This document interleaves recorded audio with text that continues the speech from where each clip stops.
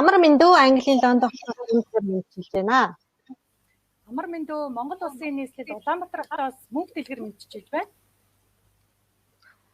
За Монгол улсын нийслэл Улаанбаатар хотоос Шинэнгийн Эрдэнэ цэцэг мэдчилж байна. За баярлалаа. Тэгээ өнөөдөр бид нар Монголоо ярьсан Монголоо ярилцлагынхаа 42 дахь дугаарыг эхлүүлж байна. За энэ удаа бид нар монголчуудын хуримлах ёс сэдвээр ярилцахаар соёл урлагийн их сургуулийн доктор профессор соёл судлалын хүрээлэнгийн захирал Эрдэнэ цэцэг докторыгаа урьж ирүүлсэн байгаамаа. За тэгээд өнөөдөр бол нэлээд сонирхолтой хүн болгоны амьдралд дандаа байдаг тийм асуудлын тухай ярих гэж байгаа. Хурим, найр гэдэг бол хоорондоо холбоотой их сайхан зүйл. Бидний өвөг дээдсээс өвлөгдөн уламжлагдаж ирсэн ийм сайхан өв соёл ёс заншлын маань нэг хэлбэр байгаа. Тэгээ та бүхэн маань энэ ярилцлагыг цааш нь түгээгээрээ хүн болгонд хэрэгтэй мэдээллийг хүргэх болно гэж бидний зүгээс одоо ингээд өнөөдөр сэтгэл догтлог хүлээж байгаамаа. За одоо би хин докторыгаа нэг бяцхан танилцуулчихнаа. За Эрдэнэ цэцэг доктор бол ерөнхийдөө соёл судлаач мэрэгчлэр соёлын их сургуулийг төгсөөд за тэгээд орон нутагт Увс аймагт соёлын арга зүйч мэрэгчлэнээр ажиллаж исэн мөн түнчлээ одоо соёл урлагийн их сургуульд багшилж исэн за тэгээд техникийн эрхлэгч бүжгийн сургуулийн захирал за одоогоор бол соёл судлалын хүрээлэнгийн захирал гэгчлэн олон ийм сайхан удирдах ажлуудыг гүйцэтгэж олон хүмүүсийг энэ салбарт үр дүнтэй сайн сайхан ажиллаж явах төр юунд хувь нэмрээ оруулж яваа хүн байгаа. За мөн түнчлээ одоо соёл урлагийн чиглэлийн олон төслүүдэд гар бие оролцож явж байгаа. Тэр нь бол баг 20 төсөл байсан. Тэндээс нэг ганц хоёрыг нь дурдах юм бол Монгол гэр бүлийн орчин дах өнөөгийн байдал цаашдын чиг хандлагын суурь судалгааны төслийг боловсрол соёл шинжилгээ ухааны яамтай хамтраад шинжилгээ ухааны бас бусад одоо холбогдох байгууллагуудтай хамтраад ингээд хийж исэн байгаа. Одоо та бүхэн мэдэх бах нөгөө хөмөргөн гурвалж ингээд инновацийн этно модерн жүжигийн төслийн удирдагчийг бас хийж исэн. Энэ жүжиг бол ЮНЕСКОд тавигдсан жүжиг байгаа шүү дээ, Дулан багшийн бас оролцсон энэ их гоё жүжиг болсон байгаа. Мөн түнчлэн хөлөн буурын барга, буряд эвенк орчин угсаатны соёл урлагийн судалгаа бас хийж явж исэн. Ер нь их юм соёлын судалгааг хийж орон нутаг болон одоо бүгд найрамдах хятад ард улс тэгээд Оросын холбооны улс одоо манай буряд, халимаг за тэгээд өвөр Монголын өөртөө засах орны энэ улсуудтай маш ойр дотнд холбоотой ажилладаг ийм хүн байж байгаа. Тэгээд ерөнхийдөө өөрийнх нь гол судалгааны ажил бол баяд хурмын одоо зан үйлийн бэлгэдлийн чиглэлээр судлаад яг энэ чиглэлээр одоо докторийн зэрэг хамгаалсан байгаа. Мөн түнчлэн өөрөө нөгөө бүжгийн сургуулийн захирал байсан учраас бас бүжгийн бие биелгээ гэдэг одоо манай өв соёл болсон энэ сайхан зүйлийн талаар судалгаануудыг их өргөн хийдэг байсан. Одоо ч хийсээр яваа юм байлээ. Тэгээд энэ соёл урлагийн салбарт ажиллаж байгаа хүмүүсийн бас нэг гоё онцлог байна. Түрүүн долгорсрон багш дээр яг харагдаж байсан. Одоо тань дээр яг харагдаж байгаа байхгүй юу вэ гэхээр гурван салбарын шинжилгээ ухааны тэргүүний ажилтан байгаад байдгийг. Боловсролын байгаад байдгийг. Тэгснээр шинжилгээ ухааны байгаад байдгийг. Тэгээд соёл урлагийн ингээд дандаа ийм энэ тэгэхээр нэг соёл урлаг гэдэг бол ерөнхийдөө их олон юмтай хамрагддаг ийм өргөн агуулгатай зүйл байна. Тэгээ манай одоо Эрдэнэ цэцэг доктор маань бас багшилж байсан учраас боловсролын салбарт бас холбогдоод байгаамаа.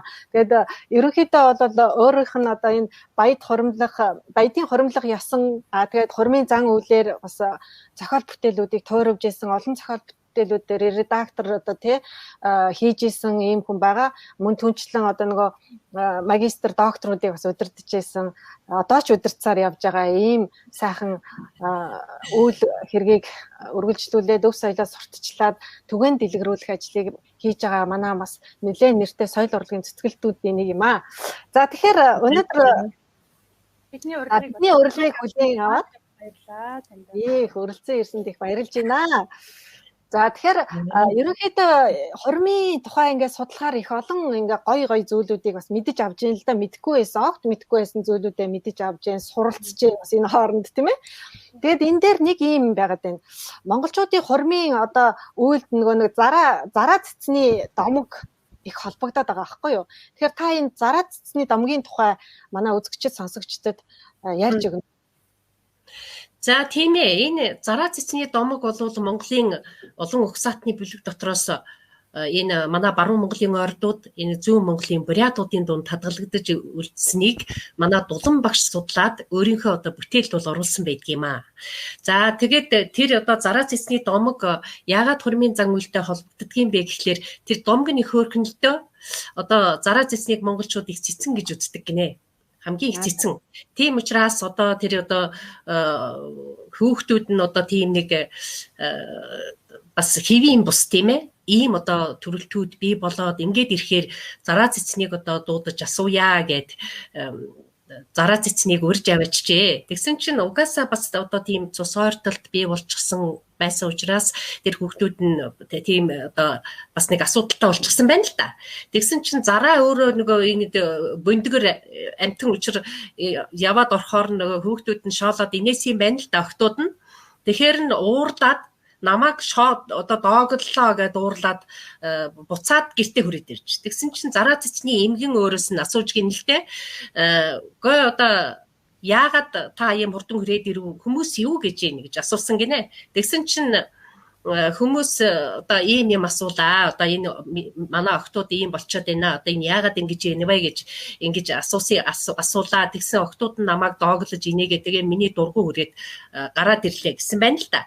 Тэгсэн чинь эмгэн нь зараа цэцнийг тэгсэн гин. Та яасан үйтэн дотортой хүн бэ? Одоо тэгээд яавал одоо зүгээр болох вэ гэж асууж гин л те. Тэгсэн чинь хөл хөлөөр мах өгөөд хөхөрийн давуугаар бэлэг өгөөд харь холоос бэр булгах юм бол энэ зүгээр болно гэж ингэж хэлснийг одоо нөгөө хүмүүс нөгөө зараа цэцэн уурлаад гараа явцсан учраас араас нь үеин гэж амтэн байдаг.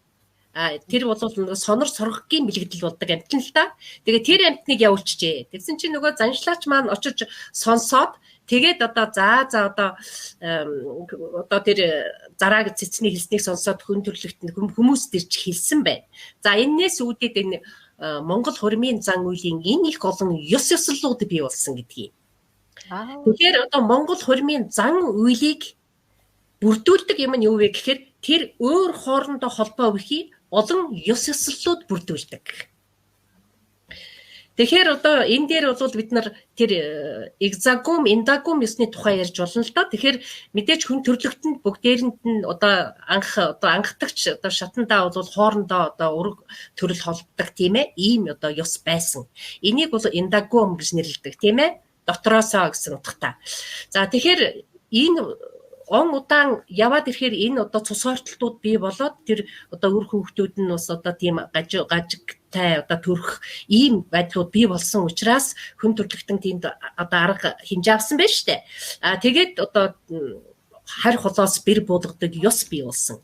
Харь холоос бэр буулгадаг ёс бий болсонтой холбоотойгоор тэр одоо нууц даалд тийм ээ юмыг дандаа одоо битүү далдутгаар ярьдаг гэх мэт ийм олон одоо хурмын ёс ёслолууд үүсч бий болсон байдаг юм аа. За тэгээд одоо Монгол хурмын одоо энэ олон ёс ёслолууд маш одоо эрт дээр үеэс ингээд уламжлагдаад өнөөх хүртэл одоо монголчуудын дунд бол хадгалагдаж үлдсэн нь одоо үнэхээр гайхамшигтай одоо сайхан зан үйл юм. За одоо яг хөө энэ даяарчлалын үед бас одоо бас өөрчлөгдөх тийм ээ бас алдагдах ийм зүйлүүд бас байна л да. Тэгэхээр Монгол хурмын одоо тэр уламжлалт одоо хурмын зан үйл бол дотроо одоо угсаатны бүлэг үлгээс хамаарат бас одоо нэг тийм жоохон ялгаатай баг зэрэг. Ерөнхийдөө тэрх олон угсаатны бүлгүүдийн хурмын зан үйлүүдийг одоо ингээд үцгэд бол хоорондоо адил төстэй одоо тийм ёс ёслолууд ихтэй л дээ. Тэгэхээр монголчууд бусад үндэснээс угсаатнаас бол яг энэ гэрлэх ёслол те энэ хуримлах ёс гэдэг энэ ёстойгоор их ялгаатай байдаг юм уу гэж яг уншиж судалж байхад харагдчихсэн. Тэгэхээр монголчууд дээр үеэсээ муу ихнэр авах юм бол насны барцад муу эдэш авах юм бол жилийн барцад гэдэг ингээд нэг тийм зүүр үгийг хэлдэг байсан. Тэгэхээр энэ яг тэр таны хэлж ярьсан те саяны зүйлтэй ямар холбоо, уялдаа холбоо гарч ирж байна. За тэгэхээр сая би тэр их олон ёс ёслолууд байдгаа гэдээ ингээд ярьлаа штэ. Тэгэхээр энэ одоо угсаатны бүлгүүдийн хурмын зан үйл бол нийтдээ нэг 70-80% нь бол их адил төстэй. Нэг 20-30% ч юм уу тийм ээ. Янз бүрэлтэй угсаатны бүлэг болгоны өөр өөрийн одоо тэр угсаа гаралтай холбоотой өрмөц онцлог, тэр одоо оршин байгаа байгаль газар зүйн орчны одоо өрмөц онцлог, туулж ирсэн нийгэм түүхийн одоо хүчин зүйлийн онцлог ч гэдэм үү тийм ээ. Энэ их олон одоо хүчин зүйлүүдээс шалтгаалаад бас өөрийн гэсэн өрмөц онцлогуд бас бий болсон байдаг л да. За тэгэхээр сая асуулаа штэ. Муу авгаа авсан насны барцад муу идэж идсэн жилийн барцад гэж монголчууд одоо ингэж хэлж ирсэн хэлцүү үгнүүд байна.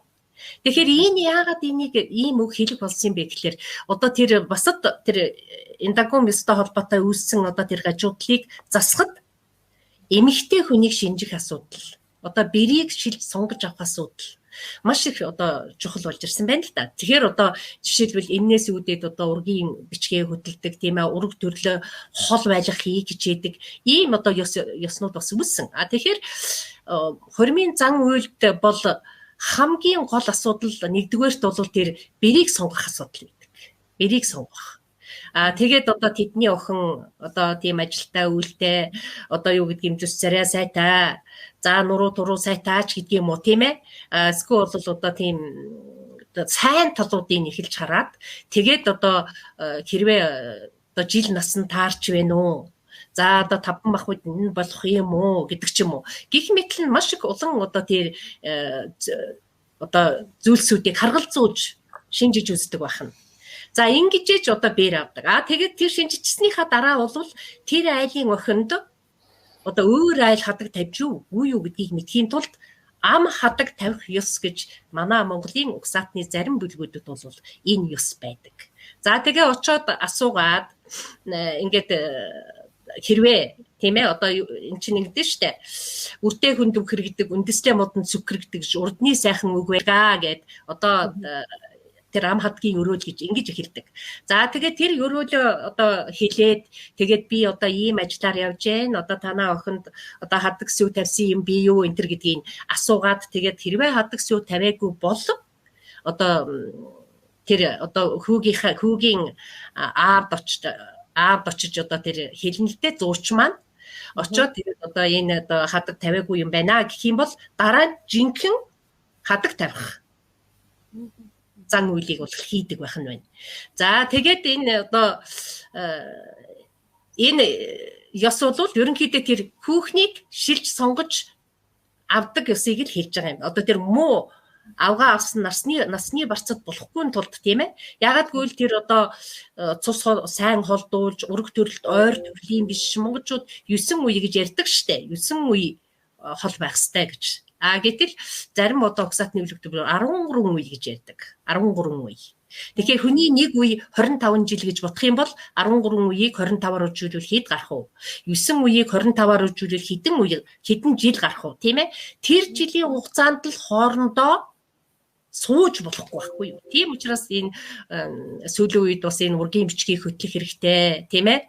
Ураг төрлөө мэддэг байх хэрэгтэй, ах дүүгээ мэдэх хэрэгтэй гэдгийг чинь утга учир цаана энэ байгаа юм. Тэгэхээр эн чинь одоо төрж байгаа одоо эрэм хоёр хоорондоо суугаад үр хүүхэдтэй болоод тэр үр хүүхэд нь одоо юу гэдгийг цовоо сэргэлэн ямар нэгэн гажиггүй тийм ээ удмын ямар нэгэн одоо тийм муу одоо тийм одоо юу хэмтэй удам байхгүй байх зэрэг их тэрийг одон талыг харж үздэг. Одоо жишээлбэл манай нутагт бол бас нэг ийм яриа байдгийг одоо жишээлбэл одоо бас нэг муу үйл хийдэг хүмүүс байна шүү дээ. Одоо жишээлбэл яадгийн хүний аминд хүрдэгч байдаг юм уу? Одоо тийм муу үйл хийдэг тийм одоо удамтай айлс бол бэр болгохыг цээрлдэг юм эс байдаг. Ягаад гэвэл нагцын басик гэж ярина л да. Нагцын басик гэж. Тэр нь одоо юу гэсэн утгатай үг гэхээр нагц талаас хүнд одоо удамшдаг юм маш их байд юм байна л да. Тийм учраас нагцын басик гэж хэлдэг. Тийм учраас эмэгтэй хүнийг маш сайн шинждэг. Ийм учиртай юм аа. За тийм хэр болж тарах гэдэг шүү дээ. Тийм. Эмэгтэй тийм өөр хүүхэд одоо нэг удмыг нь залгуулж одоо тэр айл их үүрэг гүйцэтгэх нь шүү дээ. Тэр удмын хүмүүсийг хүмүүжүүлнэ, өсгөн. Тэгээд бас нэлээ их үүрэгтэй л байгаад байна л да тийм. Тийм учраас тэр ээж бол маш сайн ээж байх хэрэгтэй биш үү? Тийм. ээж хүний өөрөг их байна. Тэгээд өөр хүүхдүүд сайн байх юм бол мэдээж хэрэг одоо улс орны амьдрал ч гэсэндээ цаашдаа нөгөө ямар байх вэ гэдэг чинь хүүхдүүдээс шалтгаална шүү дээ, тийм ээ. Тийм шүү дээ. Тэр чинь зөвхөн нэг хүний удам залгаа зогсохгүй бүхэл бүтэн улс орны ирээдүйг авч явах тэр одоо иргэнийг бид тэр бэлтэж байгаа шүү дээ. Тийм учраас тэр бүр уг удмаас нь эхэлж энийг бэлтгэх ёстой л байдаг юм байна л да. Зөв. Хариуцлага байна. Хариуцлага. Маш өндөр хариуцлага. Тийм. Тэгэхээр одоо энэ нэг ийм байхгүй яа. Эндээс нэг ийм асуулт байна л да. Та түрүү хэлжсэн. Одоо ерөнхийдөө бас энэ нэг адил болон ялгаатай талуудын талаар л асуух гээд байна л да. Сүүлийн үеийн одоо нэг статистикийн судалгаагаар бол бид нар ч одоо энэ 31 угсаатны бүлэг байна гэсэн юм судалгаа байдсан байлээ. Тэгэхээр энэ бүлэг одоо угсаатны бүлгүүдийн одоо хуримлах, гэрлэх энэ ёслол чинь ялгаатай байдгийм үү? Одоо тэгээд ижилхэн байдгийм үү? Энэ ер нь ямар хөө байдгийм бэ? Та энэний ижил төстэй бол ялгаатай талуудын талаар ярьж өгнө үү? Дээр би нэг дуртаад өнгөрсөн. Ерөнхийдөө нэг 70-80% нь бол адил төстэй, нэг 20-30% нь бол тэр угсаатны өөрийнх нь одоо угсаа гаралтай, тэр оршин байгаа байгаль газар зүйн орчин, туулж өнгөрүүлсэн нийгэм түүхийн онцлог тийм ээ. Энэ бүхнээс хамаарат жоохон ялгаанууд бол гарсан байдаг. Одоо жишээлбэл Баядад бол сэвгэрмүүдийн найр буюу чигээний найр гэж байдаг л да. Чигээ гэдэг чинь цэгээ гэсэн үг л дээ. Айр гэдэг байхгүй, үний айрг. Тэгэхээр охтуудаа найрлуулдаг ийм зан үйл байна. За гэтэл яг ийм зан үйл бусад одоо угсаатны бүлэгт байна уу гэдээ ингээд харахаар Бурятад басхан зайх наадам гэж байна. Тэр нь бас яг одоо тэр охтуудаа найрлуулдаг тийм л зан үйл л дээ. Тэгэхээр энэ хоёр адил төстэй байгаа байхгүй юу? Тэгэхээр энийг одоо бас одоо энэ Оросын Бурятын эрдэмтэд манай Монголын одоо түүхч очиргой эднэр хамтарсан ийм нэг судалгаануудын үр дүнгээр бол Баяд Бурят дууд бол бас нэг угсаа гарлын хувьд бол нэг байсан байж магадгүй гэсэн тийм таамаглал бол дэвшүүлсэн байдгийн билээ.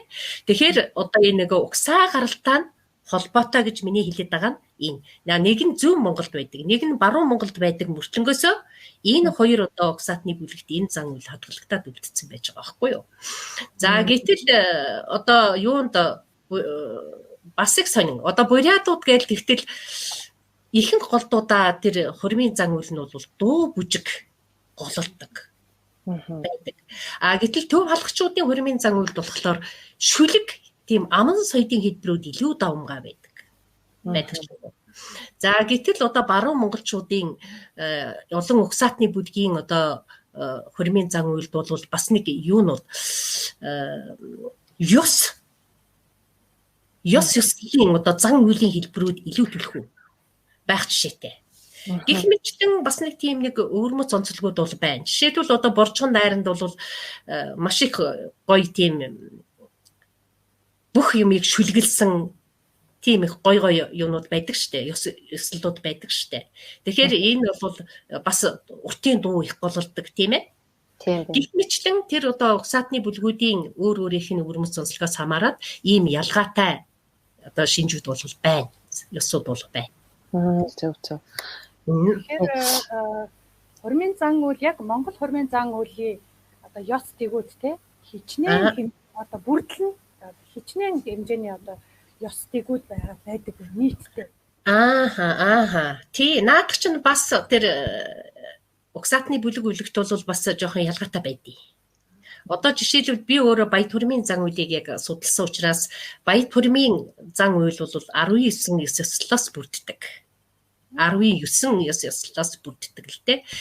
За гэтэл одоо бурятынх бол нэг 12 орчим байлуу да. Гэх мэтлэн одоо жишээлбэл Баядад ягаад тийм байна гэхээр жишээлбэл ам хадаг тавих ёс гэдэг юм илэв гараад ирж штэ. Тэгэхээр баруун Монголын одоо улан угсаатны бүлгийн одоо хурмын зан үйл дотор бол ам хадаг тавих ёс гэдэг юм гарч ирдэг. За энэ зүүн Монголд бол үг хөргөх энэ төргээд энэ бараг бурятуудын дотор бас байх шиг байдаг. Үг сонсох, үг хөргөх, ам сонсох ч гэдэг юм уу. Тиймэрхүү маягтай бас үгнүүд бас бий.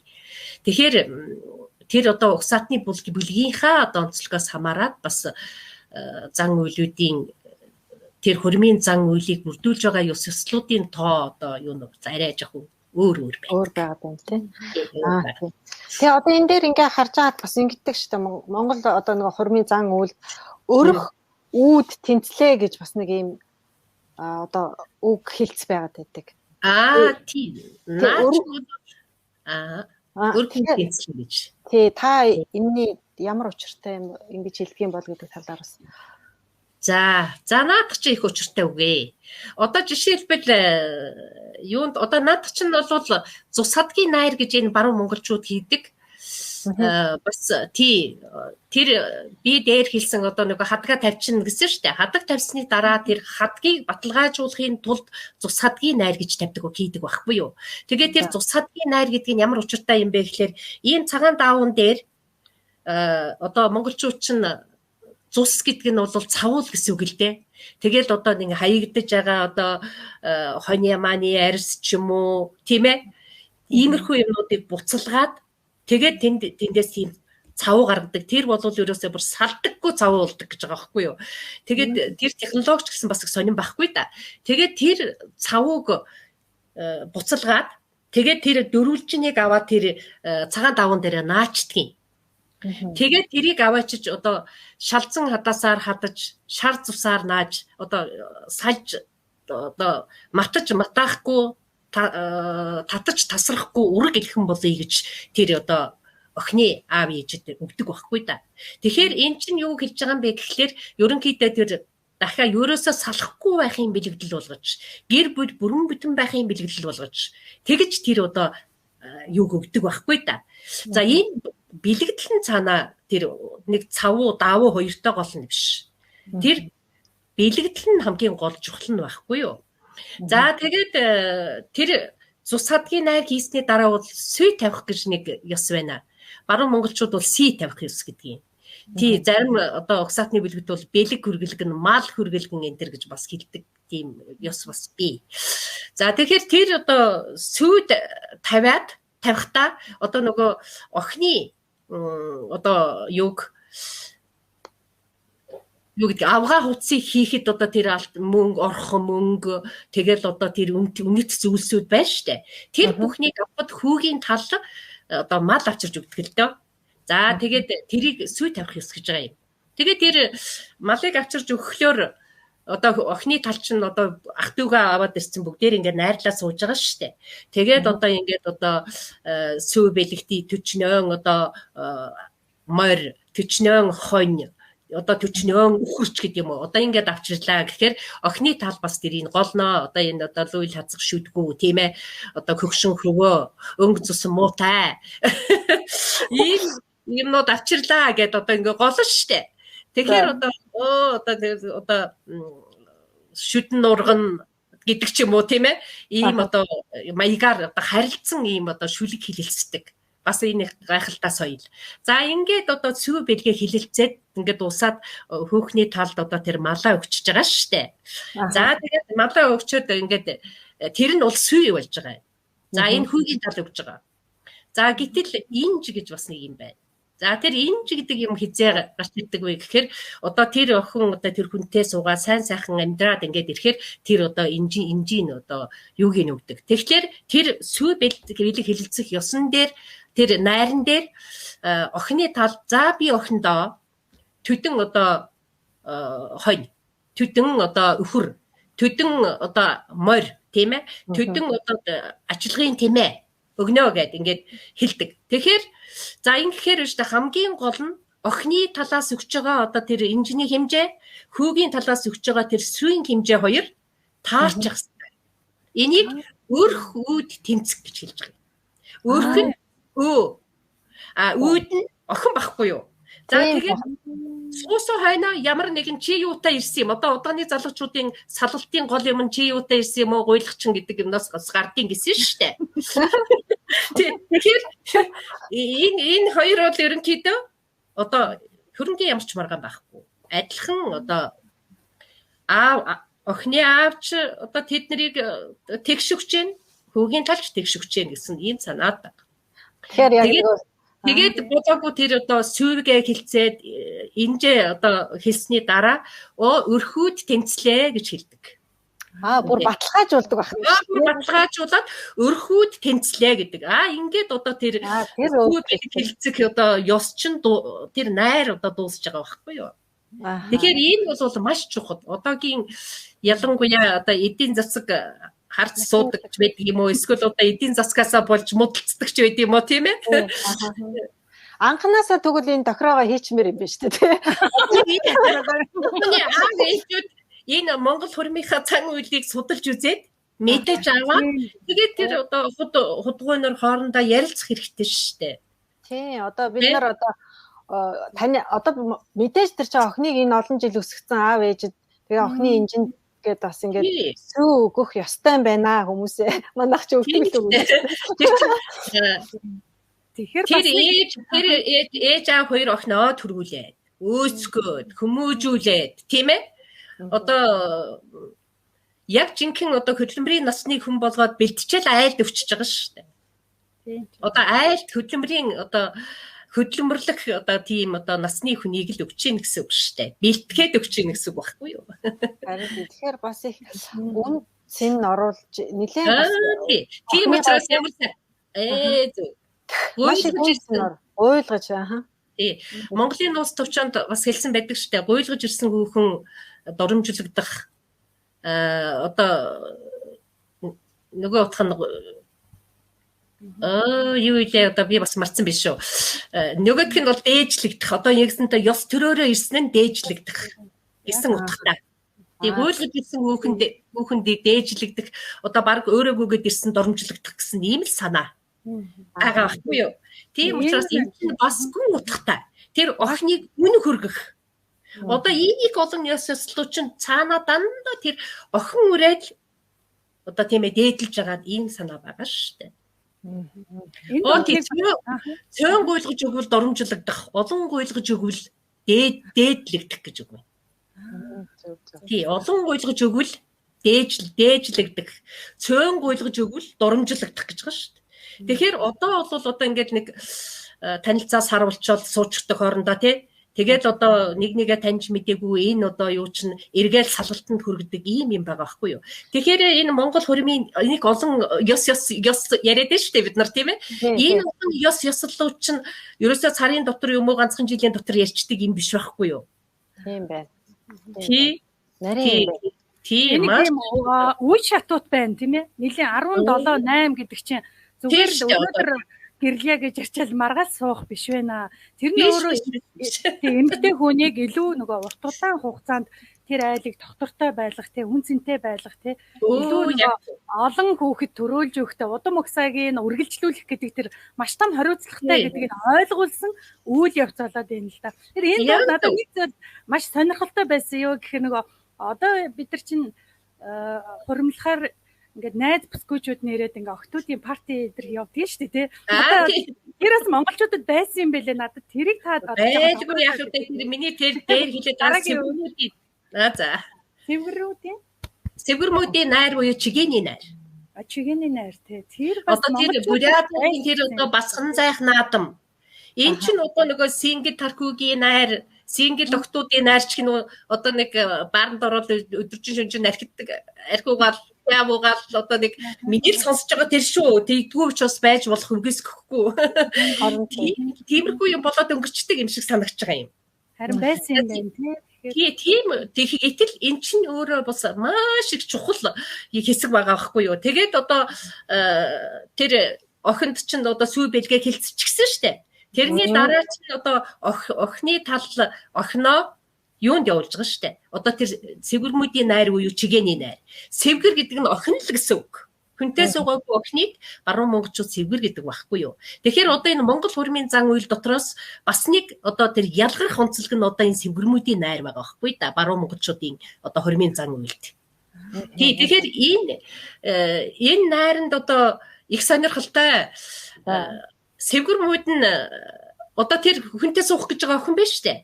Тэрний аав нь тэр одоо голынхоо одоо нэг голынхоо одоо тэр хүнтэй суугаагүй охтуудын аав ээжд нь очиж гуйн одоо миний охин одоо ингээд найранд явах гэж байна. Чигээний найранд явах гэж байна. Танах охиноо өгөөч гэж одоо дагуу тулгаж явуулаач гэж. Тэгээд нэг 10-аад охин одоо цуглуулад хүнтэй суугаагүй 10-аад охин цуглуулад нөгөө охиноо чигээний найранд явуулдаг байхгүй юу. Тэгээд чигээний найранд явахдаа тэд нар ямар айлд очдог вэ гэхээр аавынхаа, ээжийнхээ хамаатан одоо садангуудаар ойр төрлийн одоо садангуудаар одоо авганар нагцнараараа гэсэн үг тийм ээ. Очиж зочилдог. Нөгөөдүүд нь хүлээж аваад найрлуулаа. За тэр охтуудыг дагаад нэг 2 бааданч гээд нас тогтсон 2 эрэгтэй хүн явдаг. Тэр 2 эрэгтэй хүн нөгөө охтуудын морь мал ийн янзлна. За утсан айл нь бэлэг өгнө. Тэр бэлэг энэ гэрлүүн явуулна тийм ээ. Гэх мэтлэн тэр зохицуулах хууль ажиллагаануудыг хийдэг 2 хүн байхгүй юу? Тэгээд тэр утсан айл болгоно орой болохоор цэв аях наадам хийдэг. Одоо тоглоом байдаг шүү дээ цэв аях гэдэг шүү дээ. За тэр цэв аях наадам дээр тэр дандаа хүнтэй суугаагүй охтод очсон байгаа учраас нөгөө очсон айлынх нь эргэн тойрны эхнэр аваагүй залуучууд ирдэг гэж. За ингээд цэв хайнаа. За мэдээж хэрэг одоо залуучууд охтуудыг сонирхон шүү дээ. За тэгэхээр нөгөө 2 бааданч гэдэг тэр нас тогтсон 2 эрэгтэй хүн маань яадгүй гэхээр нөгөө хэний охиныг хэний хүү сонирхож байна вэ гэдгийг одоо тандаж хардаг гэж байгаа юм. За тэгээд тандаж хараад очсныхаа дараа хүүгийн аав ээжэд хэлдэг. Танаа хүү чинь тэдний охиныг л сонирхоод энтэй гэдэг ч юм уу тийм ээ. За ийм байдлаар мэдээ өгдөг байх нь байна. За тэгэнгүүт нөгөө аав ээж 2 ажиллаж эхэлнэ шүү дээ. За бац тэдний охин ямар жилтэй вэ? Миний хүүтэй жилэн таарч яах нүггүй юу? За тэдний чи ямар аашаар шинтэй вүлээ? Удам судар нь юу вүлээ? Энтергээд. За энийг одоо гэр тойрондоо судлаад за тэгээд одоо удам содромж гайгүй юм байна гэдэг ч юм уу тийм ээ. Охин ч бас ажил үйлдэл овоо хүүхэн юм байна гэж ингэж үзэх юм бол одоо нөгөөх юу явуулдаг? Ам хадаг тавих хүнийг явуулдаг. Хэрвээ одоо удам содромж яхан тааруухан ч юм уу тийм ээ. Үгүй бол одоо охинд өөрт нь асуудал энэ төр байх юм бол хүүдээ шууд гэлдэг болохгүй гэдгийг. Тэгэхээр тэр цэвгэр мөдийн найр гэдэг чинь зүгээр нэг хэдэн хүүхэн найрлаг үгээд одоо архин байна л уйл, админ байна л дуулъя л тийм ээ. Чигээр байна л уйл, чилгэр байна мурдил гэж гүгээд идэг юм биш байхгүй юу? Тийм уйлтай холбоотой юм. Тэндээс бас судалгаа явж идэг гэсэн үг юм байна шүү дээ. Судалгаа явж идэг гэсэн үг. Тийм судалгаа явж идэг гэсэн үг байна шүү дээ. Дараагийн одоо охин дараагийн одоо ямар залуутаа суух уу те гэдгийг тэр 2 бааданч чинь одоо эцэг ихт нь мэдээлэгч байсан юм байл шүү. Тийм байна. Тэгээ бас тэр чин дээр үед бол бас хайр сэтгэлийг харж л байсан байж тээ. Энд чи тэр хаалгад байна гэдгийг мэдчихээд байгаа байсан тэгэхээр тий. Тэр чи өөр нэг ийм л одоо Монгол хормын зан үйлд бол хит хитэн одоо тийм ёс байна л да. Одоо жишээлбэл ургуулж авах, хулгайлж авах, ёсоор авах гэдэг ч юм уу тийм ээ. Ийм олон ёс бас байна. Тэгэхээр одоо нэг ёсондоо ээж аав нь татгалцсан. Одоо хүлээн зөвшөөрөөгүй. Тийм тохиолдолд одоо нөгөөтг бас оргодог, барьдаг те ийм байсан юм шиг байгаа юм. Хулгайж авдаг нь юу гэхээр одоо шийдвэл охины талч гэсэн нөгөө хүүгийн талын удам судрыг бас судалж байгаа шүү дээ. За эднийх нь бас жоохон онцгой охин өөхгүй тэр зовоогод яадгийн гэдэг аав ээж байгаа шүү дээ. Тийм учраас нөгөөтг охиныг хулгайж авдаг. Иймэрхүү ёсоос байсан угаасаа. Тий бас булааж авах байна. Одоо жишээлбэл Монголын нуус товчоонд алуунгаа хатан явж байхад одоо нэг нөхөр чилээдүүтэйгээ хамт явж байхад нь араас нөгөө дундаа ганц нүдтэй дуваа сохор дүүдээ дубуун мэргэн дүүдээ тэр одоо тий тэргэн дотор сайхан охин явж байна. Энийг одоо дүү чамд авч өгөө гэд. Ингээд авч өгсөн одоо түүх бас байдаг штэ. Тэгэхээр эн чинь булааж авч байгаа хэлбэр баггүй юу?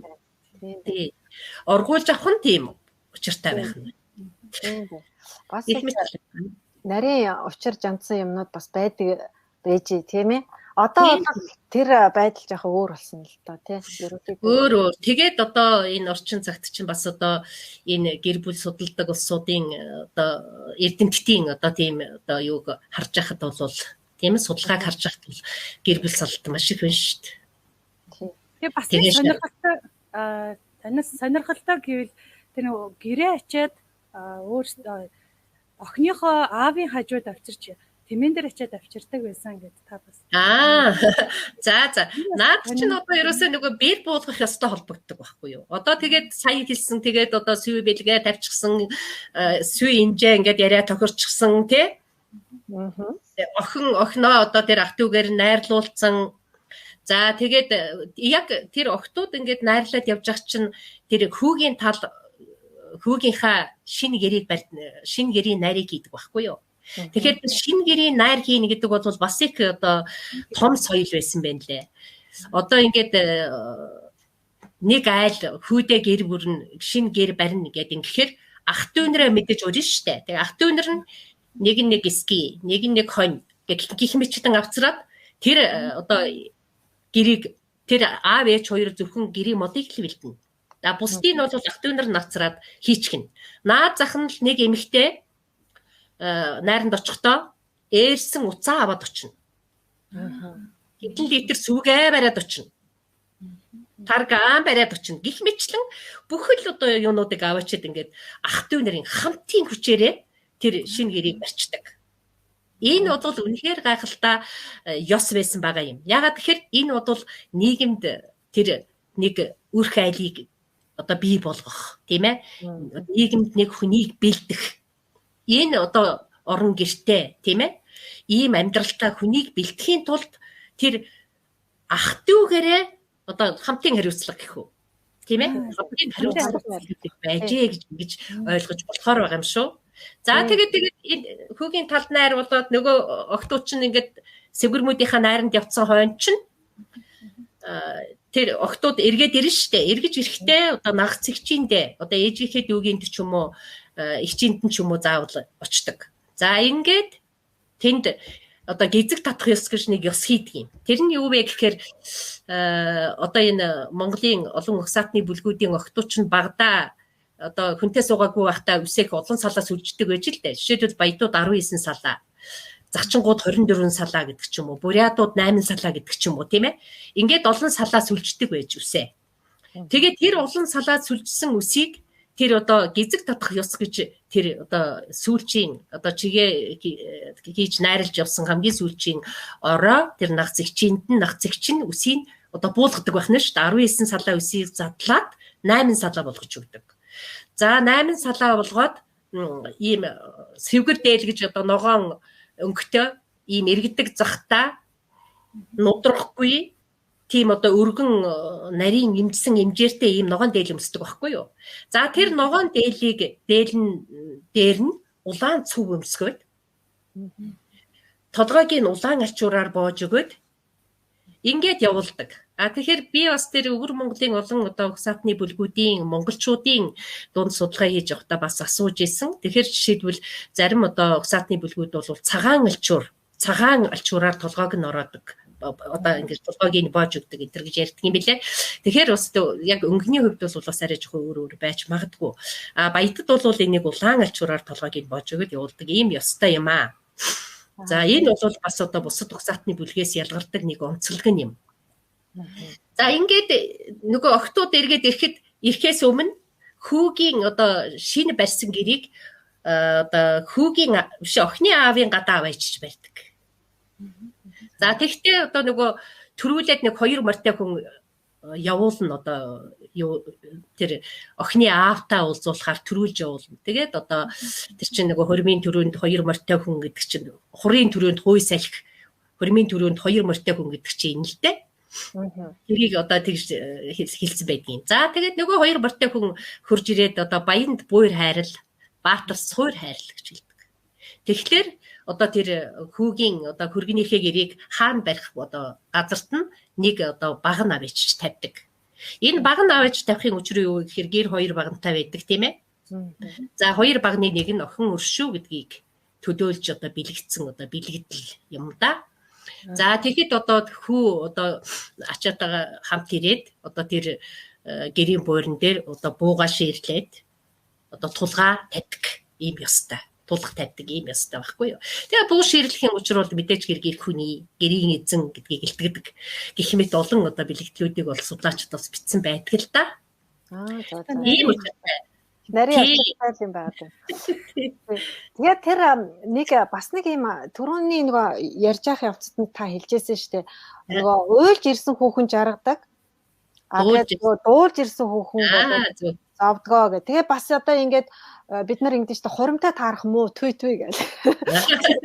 Тэгээ тэгсэн мөртөө нас орсон хүнтэй таарахаараа зүгээр сайн гэж идэгий ингээд яа хуримтай таарах тэгээ муу байгаад тий. Энд чи ер нь айгуу сайн харсан биш шүү та хоёр. Яг тэгээд энэ чинь уг нь баяр баймаар юм шиг санагдаад байдیں۔ Тэгсэн мөртөө муу гэдэг. Тий. Тэгэхээр тэр чинь уйлж ирсэн хүүхэн зовдөг, жаргадаг, дуулж ирсэн хүүхэн зовдөг гэж яагаад хэлцдэг юм бэ? Тэгэхээр тэр одоо хөөч нэг гэрээ аваачаа барьсан шүү дээ. Тэгээс нэгвэр чинь найрнаасаа буцаад ирчихэж байгаа юм. Охтууд тийм ээ. За төв халахад бол ерөнхийдөө охин цайлах гэдэг ёс байдаг. Бас баруун Монголын зарим угсаатны бүлэг, төв халагчууд, зүүн монголчуудын одоо зарим угсаатны бүлгүүдэд бол охин цайлах гэдэг ёс байдаг. Тэг урд нь тэр охиноо бас уруулж цай өгдөг юм ёс байна л да. За тэгээд тэр одоо баядад бол сэвэрмүүдийн найр гэж хийдэг. За тэр сэвэрмүүд нь одоо найрнаасаа хүрээд ирсэн. Энд одоо нөгөө хүүгийн тал ирээ буучсан тийм ээ. За ингээд маргааш өглөө мандахын улаанаар нар. За одоо идээ цагаагаа бариад одоо бэр авахаар орноо. За бэр авахаар одоо ингээд очиход бол үүдэн дарлагын ёс гэж байдаг. Энэ Монгол туурхтанд нийтлэг байдаг юм. За тэгвэл ялангуяа даргангийн одоо үүдэн дарлагын ёс бол үнэхээр гайхалтай. Маш гоё байдаг. Тий. Тэгээд одоо юунд үүдээ дарцсан байж хат нь ирэхээр одоо тэр үүдэн дарлагын үгийн учир нь бол одоо хаанаас явж байгаа, ямар хэрэгтэй, юу хийж байгаа, хаанахыг зорж байгаа, юу хүмүүс вэ гэх мэтлэн асуудаг. За энэний хариуд нь одоо ингээд одоо өргө хэлхний ажиллаар явж байна энэ төр гэдгийгээ хэлээд ингээд за тэгээд ингээд одоо нөгөөх ацтаа мудаар хаалгаад арсан байж байгаа. Тэгээд ацтаа мудаа аваад гэрт одоо орохыг одоо заддаг байна шүү дээ. За тэгээд ороод одоо тэр идээ цагаагаа тавиад одоо тэр дээж тавина гэж хэлэн тийм ээ. Одоо бурханд нь дээж өргөд тавьдаг энэ ёс байна. За тэр бүх ёснуудаа гүйцээчгээд тэгээд одоо бас тодорхой одоо нэг цаг байна. Одоо нэг охиныг авч гарах цаг, бэрийг авч гарах цаг байна. За мэдээж бэргдүүд нь ноцсон байгаа. Охиныг авахаар хүүгийн ээж ирдэг ёстой. Ягаад гэвэл эцэг хүргэлтэнд их эргэлт бишээ. Эцэг эргэлтэнд их хүргэлтэнд гэж үг байдаг. Тэгээд одоо хүүгийн ээж авахаар очдог, охины ээж хүргэж өгдөг юм ёстой. Энэ бас л Монголын нууц товчонд дахид тэр нэг Амбгаа хаан өөрийнхөө охиныг одоо хүргэж өгөх гэж явж байгаад татаруудад баригдаж одоо алдагдсан ийм гашуун түүх байдаг. Тийм учраас одоо төрийн одоо хүн байтлаа тийм ээ. Одоо хаан хүн байтлаа охиноо одоо хүргэж өгөх одоо энэ ёсыг бол надаар ингээд одоо өсгөр болгоё гэдэг ч юм уу. Иймэрхүү одоо захиасыг загсан байдаг штэ. За энэс үүдээд одоо эцэг эргэлтэнд их хүргэлтэнд гэдэг одоо гарсан гэж үздэг л дээ. За тэгээд одоо нөгөө охиныг авч явах цаг болохоор одоо бэргдүүд нь нөгөө гар хүрнэ гэж нэг гар хүрх хүн гэж нэг жилтэй хүн гэж бас хэлнэ л дээ. За тэр хүн нь одоо бэрд гар хүрээд одоо тэр аав ээж нь бол мэдээж нэг өвчөгөө гэд бүх ёсоо гүцээсэн байж байгаа штэ. За тэгээд ингээд оруулж ирээ суулгахад одоо нөгөө охин чинь энэ бас их гоё ёс. За одоо энэ бол бас Баян төрмийн зан үйлийн би нөгөө Баян төрөм судалсан учраас нэлээд төлхөө бас нэг онцлогийг яриад байна шүү дээ. Тэгэхээр Баян төрмийн зан үйл дэх бас нэг онцлог нь бол энэ л дээ. Одоо тэр найранд явсан охтууд байна шүү дээ. Тэр найранд байсан охтууд чинь бүгдээрээ тэр гэрт охины аавынд орж ирээд одоо тэр хүүгийн талынхын ирчихсэн байхад охины аавын гэрт орж ирээд одоо зүүн доод талд нь бүгдээрээ одоо нэг охиныг хүнтэй суух гэж байгаа охиныг одоо ингээд дундаа суулгаад бүгд бүсээр ингээд холболчдөг. Бүсээрээ ингээд холболчдөг. За ингэхээр чинь одоо тэр бэрийг авахаар очихдоо заавалчгүй одоо хүч чадалтай 3-4 залуучууд тийм ээ авч явдаг ёс заавал байсан.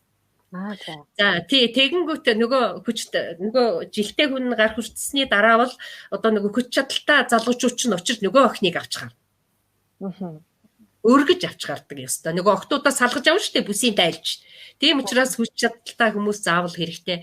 За тэр хооронд бол охин аавдаа хандаж, ээждээ хандаж, ахтаа хандаж, эгчдээ хандаж их олон үгийг бас хэлдэг. Тэрэн дотроос жишээлбэл аавдаа хандаж хэлсэн үгэн дотор ийм үг байдгийг. Намайг одоо явуулчаад хөөчгөөд гэж байгаа юм л да. Намайг хөөчгөөд одоо морио хинээр аргамжлуулах юм бэ гэдэг. За ээжтэй хандаад үнэгээ хинээр салгах юм бэ гэдэг ч юм уу те. За лагтаа хандаад одоо өөжм одоо дээлд одоо ингэж одоо өссөн ах минь тийм ээ одоо намайг аваад ис хоцруулч одоо хурууга хүргээд одоо намайг ингээд хүргээд ингээ хоцрооч гэсэн утгатай гих мэтлэн тийм нэг хүн уяран хайлсан тийм их гой сайхан өгнүүдийг хэлдгэлтэй. За тэгээд нөгөө охиныг тэгэл уйлуулад заавалчгүй ингээд өргөд аваад гарна. Тэгээ тэр охин заавлуулах хэвээр. Гэхдээ ер нь бол тэнд байсан хин ч гэсэн аргагүй. Ороод явахгүй баахан хүмүүс ингээд чаргууцалт дээрээс тэр гоё үг хэлэхээр сэтгэл хөдлөөд юу хүмүүс маань ингээд явчихнээр аав ээж тэр хүн ч гэсэн өдний болтол ингээд өссөн орон гэрээ орхон гэдэг тийм бас амар биш шүү дээ. Амаргүй шүү дээ тийм. Тэгээд би бас нэг Баян Турмын зан үйлээр эргэж мандах наран гэж нэг баримтат дуран сайхны кино бас хийсэн юм л да. Тэгээ яг энэ одоо хэсгийг авч явах үед бид нар бүгдээрээ нэг мэдсэн чи уйлцсан сууж исэн. Яалтчгүй тэр хүнийг уйлуулт юм билээ. Тэгээд тэр охин уйлаад нөгөө сэвгэрмүүд нь бүгдээрээ бахиралдаад одоо ингээд уйлаад ингээд хоцорно. Чи шаргууцалтай штэ. Тэгээ тэр юм дотроос л тэр одоо бэрийг авч гардаг ёстой. Уяад айлаад тайлах юм байна те. Тэр уйсан байгаа. Тэр учраас бүсүүдийн бүгдийг тайлна штэ. Тийм учраас гарч чадaltaй ярьтаа хүн гэдэг байгаа чинь тийм юм байна те. Тий. Тэр хүч чадалтай хүмүүс очихын чи өчид тэнд байна. Тэгээд юм байна тийм. Тэрийг бодвол заавалчгүй одоо нөгөө газар гიშгүүлэхгүй өргөж гардаг ёстой. Тэгээд тэр хүч чадалтай залуучууд ч нь бол өргөж гарч байгаа шүү дээ. За тэгээд одоо гарахт нь бэргэн нь одоо тэр юуг нь одоо тэр 19 салаа өснийхээ үзүүрээс боодог гэж 8 салаа хачин гоё юм зүүнтэй. Хормоныхоо үзүүр хүртэл намирсан тийм их гоё юм зүүдэг. За тэр одоо боодгийг тайлж аваад аав нүгдэг. Энэ бол нэгэсэнтэй охиныхоо одоо буян гიშгийг авч үлдчихэж байгаа гэсэн санаа юм байна лээ. Монголчууд ч одоо нөгөө хайртай морио ч юм уу одоо нэг мадаа ингээд хайртай мадаа ингээд хүндэт зарахтаа заавалчгүй одоо сүүлнээс нь авч өгдөг штэ. Яг өстэй холбоотой тэгээд юутай холбоотой юмнууд бас их байх юм манай монголчуудын дүн тий. Тийм харин тий. За тэгээд нөгөө охины чинь аваад гарна да. За тэгээд уйлж гарна. За тэгээд хэр зэрэг их уйлж явна. Тэрийгээр нь одоо баг уйлж ирсэн хүүхэн одоо зовдөг, бишээ жаргадаг, дуулж ирсэн хүүхэн зовдөг гэж ярьдаг. Ягаад гэвэл нэг өсөндөө бас л нэг бэлэгдэл юм да. Одоо мэдээч хэрэг амьдралын туршид бол тийм дардан байхгүй штэ. Уйлах, инээх маш их олон тийм нухчаа бол байна. Тэгээд тэр одоо зовлонг нэмгэлж байгаа гэсэн санаа тэнд бас явдаг. Маш гоё. Тэгээд баяр хөөрлөө. Одоо бол баяр болоод байгаа шүү дээ. Тэгээд дараа нь уйлаад гүгээд байгаа шүү дээ. Уйлаад гүгээд түрээдэрдэг. Тэгэхээр одоо тэр бэлгэлийн хувьд бол тэр өсөг сайхан ёс юм шиг санагддаг л да. За тэгээд юу яадаг. За тэгсний одоо нөгөө охины хүүгийн гэрээг нөгөө охины гэрийн гадаа аваачаа барьчихсан байгаа юм чинь. Тэгээд охины гэрийн хүүгийн гэрийн гадаа бол цагаан эсгий дэвссэн байж идэг. Үүдэн дээр нь. За тэгээд цагаан эсгийн дээр буулгадаг. За цагаан эсгийн дээр буулгаад тэр чинь одоо бас морин дээр дүүрдэг ч ёс би, морь хөтөлж очиж авдаг ч ёс би л дээ. Янз. За тэгээд тэр цагаан эсгийн дээр аваачаа буулгадаг. Тэгээд цагаан эсгийн дээрээ буулгаад нөгөө хоёр цагаан эсгийн дээр нь нар сар хоёрыг ингээд тариагаар хийчихсэн байж идэг. Арва тариагаар.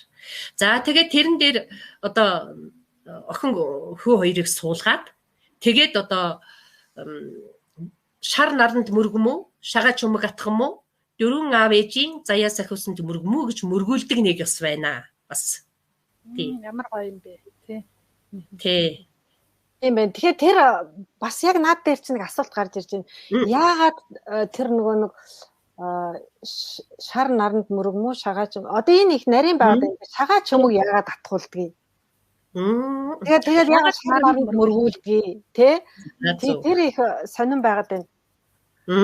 Тэгэхээр Энэ их сонирхолтой л доо. Ер нь бол энэ ёс бол манай монголчуудын хувьд бол мартагдсан. Гэтэл би бас тэр одоо хөлийн гаднах монголчуудаар одоо хэрийн судалгаа хийгээ явж байхдаа халимагт нэг хурим дээр таарсан байхгүй юу? Халимагт. Тэгсэн чинь тэд нар чи одоо суурин соёлдоо орж байгаа ус үчүүдээ ер нь бол тийм ээ. Гэтэл тэд нар шар наранд мөргмөө шагаа чүмг атах мүү гэд шагаа чүмг атгаад мөргөж исэн шүү. Тэгээд үнэхээр атаархмаар санагдчихсэн. Гэтэл бид нар одоо өөрийнхөө имийг ингээ мартцсан ингээ байж байна даа л гэж бодгцсан. Саяны Кени ням дэлгэрийн асуудаг бол бас их чухлаа. Яагаад нар саранд мөргдөг юм бэ? Тэгэхээр нэгэсэндээ тэнгэрт одоо мөргөж тэнгэрээр баталгаажуулж ийн гэсэн үг байхгүй юу? Одоо тэнгэр харж штэ. Та хоёр бол тэнгэрийн доор. Тэнгэрт одоо мөргөж одоо энэ ийм хоёр боллоо. Ийм учраас одоо маш их хариуцлага тэнд үргэж байна. Маш их хариуцлага үргэж байгаа байхгүй юу? Тэгэхээр тэр нар саранд мөргөдгийн өчр бол энтэй холбоотой гэж би боддог. Бэлэгдэл нь одоо байна штэ бас тийм ээ. За тэгээд сая юу гэлээ? Бас нэг шагаа чүмг гэсэн тийм ээ. Шагаа чүмг тий. Шагаат чүмгийг барьж одоо яагаад мөргөдөг юм бэ? Гэхдээ би бас нэг яагаад шагаад чүмэг юм болоо гэж бодож нэг судалгаа бас нэг эмч хүмүүсүүдээс асуусан байхгүй юу? Энэ хүний шагаад чүмгэн дотор чинь юу байдаг юм бэ? Гэхгүй юу? Тэгсэн чинь хүний одоо улаан цагаан эсвэл тэнд одоо шагаад чүмгэн дотор бол боловсрч идэг гинэ. Тэгээ бодохоор нэгдүгээрт одоо хүний амьд байх, эрүүл байх тэр одоо юмыг бол бас нэгдүгээр тангадаг юм байна, тийм ээ? Хоёрдугаарт гэвэл одоо шагаа идэг юм чинь өөрөө холбогч үстэй. Тийм ээ? Одоо шагаагийн наваа хийчүүл одоо бид нар чинь нэг хитэн малч гэсэн тэр тийм ээ? Шагаагүй бол одоо нэг хитэн ямар ч холбоогүй яснууд л болох юм гэдэг. Тэгэхээр энэ заавал шагаа чүмэг байдгийн учир тэр. Тэгээд тэр шагаа чүмгийг чи хайчдаггүй. Аваачаад тэр одоо хоёрын гэрэн дотор хийдэг. Тэр үр хүүхдийг бас бэлтгэдэг. Ийм одоо шагаагаар нь хүүхэд тоглуулдаг үстэй. Тийм шүү дээ. Тийм учраас одоо тэр гих мэтлэн маш их тэр шагаа чүмэг чинь маш их олон бэлэгдэлтэй. Тийм учраас зүгээр нэг яс биш. Заавал шагаад чүмэг байхын учир тэр байгаа юм. За зарим угсаатны бүлэгдэхүүр одоо тэр авгаа хувцсных нь тохиг гэж хэлдэг тэр одоо өснийг эргээд байгаа шүү дээ нэг юм хар тий. Тэрний доороос шагаа чүмгэн тохиг гэж заавал зүйдэг. За. Энэ ерөөсөө учиргүй юм гэж алга дандаа нэг юм асуухаар л цаана нэг юм гарч ирээд байгаа байхгүй юу? Ангины айлшгүй юм болж байна. Би цаана бол заавал утгач. Бас нэг ёс надад бас сонирхолтой санагдсан юу гэхээр нөгөө хог таниулах ёс гэдээ бас байгаа шүү дээ. Тэгээд хог таниулах ёс гэдэг тэр бас яагаад ингэж хийдгийг тэр бас их сонирхолтой санагдсан. Наадах чи бас их гоё ёс шүү дээ. Юу гэвэл одоо Монгол хурмын зан үйл дотор тэр одоо сая тэр шар наранд мөргүүлээд шагаа чүмэг атгуулад одоо ингээд тэнгэрт батлуулчлаа шүү дээ. За тэрний дараа бас тэр хоёрын үсийг хооронд нь ингээд холбогддог байхгүй юу? Холбоод ингээд сүлжчихдэг. Энийг сэв нийлэх ёс гэдэг. Энэ нь одоо нэгэсэндээ бүхэл одоо ямаараа одоо зүйлсээр одоо та хоёр холбогдлоо гэсэн санаа байгаа байхгүй юу? Ягаад гэвэл хүний энэ нэг ширхэг үснээс л нэг хүний хамаг мэдээллийг авдаг гэсэн шүү дээ. Энэ шүүхийн шинжилгээ гэж чинь тийм гардаг юм шүү тий. Тэгэхээр энэ үсийг хооронд нь тэгж холбож сүлжээд сэв нийлэх ёс гэж байгаа шүү. Тэгэхээр энэ бас тийм чухал ёс юм шиг байна лээ. За нэг тийм ёс байдаг. Тэгээ дараагийн чиний би энийг залгахын тулд хэлчлээ. За дараагийнх нь бол тэгээд бэрээ аваад нөгөө гэрээ ачаад буцаал нөгөө хүүгийн нутг руу явна штэ. Тэгэхээр дээр үед бол дандаа хушуу алгас сууж бэр уулгадаг байсан байна. Одоо нөгөө харь өвгөөс бэр авахын тулд. Хушуу алгасан гэхээр чинь наад зах нь 50-60 км 70-80 км 100 км ч юм уу байгаа штэ хол. За тийм учраас тэр одоо хол явах замд бас нөгөө шагаа чөмг чинь бас болоогүй байгаа шүү.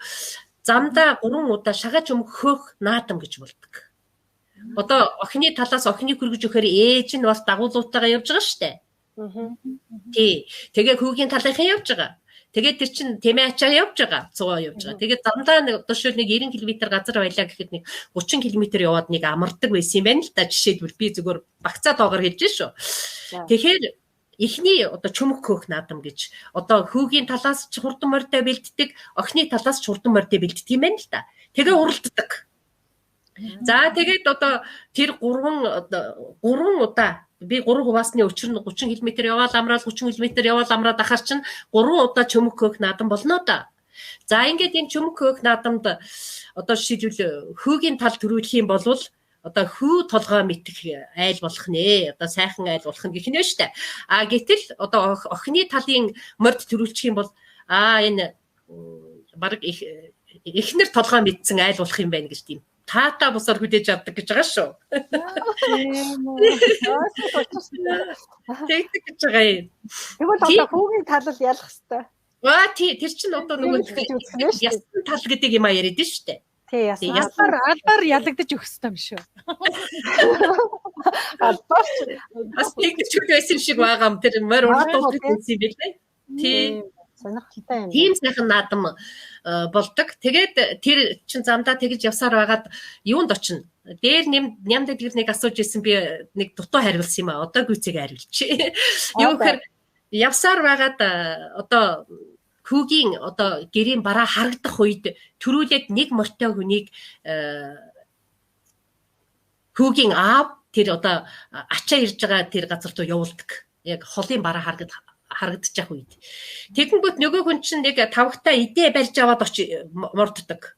Тэгээ очоод нөгөө ачааны өмнөөс нөгөөтгөө цацчид буцаад мордоо цухтаачдаг.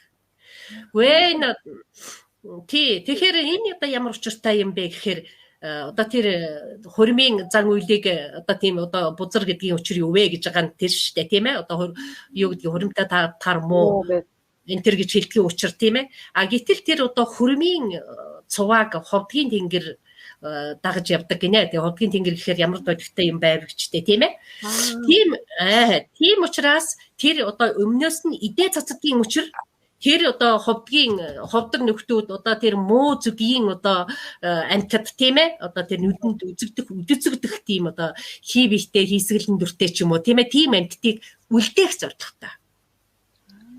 Тэгээд тэр одоо хоолн дээр одоо байж хат нь одоо нөгөө бэр авсан одоо ачаа бэр буулгаж ирж байгаа ачаа хөөгийн ирэн гадаа ирэх нэ гэсэн ийм санаа. Тийм учраас одоо тэр Монгол хурмыг бас бузар гэдгийн учир тэр байгаа л да. Хуримтай таарах муу гэдгийн учир тэр юм байна. Хуримтай таарах муу, бузарч гэх шиг янз ярьдаг л да. Тэгэхээр тэр монголчууд, эртний монголчууд бол мэддэг учраас тэрнийг хэрхэн яаж үлдээхгүй, хэрхэн яаж одоо арга хэмжээ авахгүй гэдгээр л мэддэг л байсан байна л та. Бүр сүнслэг төвшөнд нь судалсан байсан юм байна лөө. Юу байгаа тэгээд нэг одоо зүгээр энгийн сонсоход бол ямар мангар юм бэ гэмээр боловч яг цаад утга нь юу юм болоо ямар учир одоо тий угсаатны ямар одоо сэтгэлгээний тэр онцлог тийм дотор байгаа юм болоо гэд ингээд аваад үзэхээр л энэ бол гараад ирдэг л дээ. Тий тэгэхээр би монголчуудыг мундаг одоо ер нь монголчууд бол гайхалтай арт юм гэж боддог. Яг тэгэхээр 2-3 хаан үгэнд одоо саяны тэр хэлж байгаа уйлж ирсэн хүүхэн жаргадаг, дүүлж ирсэн хүүхэн зовдөг гэж хэлж байгаа шин. Тэгээ одооны хүүхдүүд одоо сонсвол юу мангарын гинэдтэй.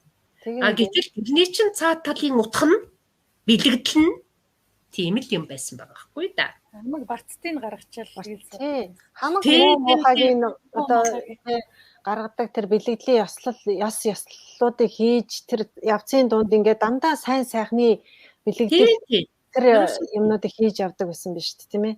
Тий харин тий дандаа тэр муу юмын дарж тийм ээ. Ингээд одоо тэнцүүлж ингэж явдаг л байсан юм билээ. За тэгээд одоо нөгөө бэрийг чинь аваад ирж байгаа шүү дээ. Одоо тэгээд хүүгийн гэрт бэрийг авчирж байгаа. Тэгээд нохотоо танилцуулах гэсэн тийм ээ. За тэгээд гэрт нь оруулаад одоо аавынд нь оруулж байгаа шүү дээ. Нөгөө хүүгийн гэр ачаад ирж байгаа учраас барьж амжаагүй байгаа. За тэгээ хүүгийн гэрт оруулаад бишээ хүүгийн гин аавынх нь гэрт оруулаад зүүн доод одоо бакс гэж ярьдаг те. Тэнд нь одоо тэр юугаа замын турш тэр чинь урдуур нь юм цагаан хөшгтэй явна штэ. цагаан хөлшиг ингээ бариа явдаг. Ягаад гэвэл тэр одоо шинэ бэрийг одоо хүн төрүүлж одоо харах эсгүй ч байдаг юм уу, тийм ээ? Эсвэл бол янз бүрийн одоо нүдний хорноос ангид авч явах гэдэг ч юм уу. Тийм утгаар. Тэгээд тэр зам зуур барьж ирсэн тэр цагаан хөлшгийг тэр аавынд нь оруулаад ингээ татчихна. Зүүн доод талд нь. Зүүн талын доод талд нь. Тэгэнгүүт нөгөө охиныг тэрэнд одоо бэр зориулж одоо гаргасан хоньны ноот нь ихийн дээр суулгадаг.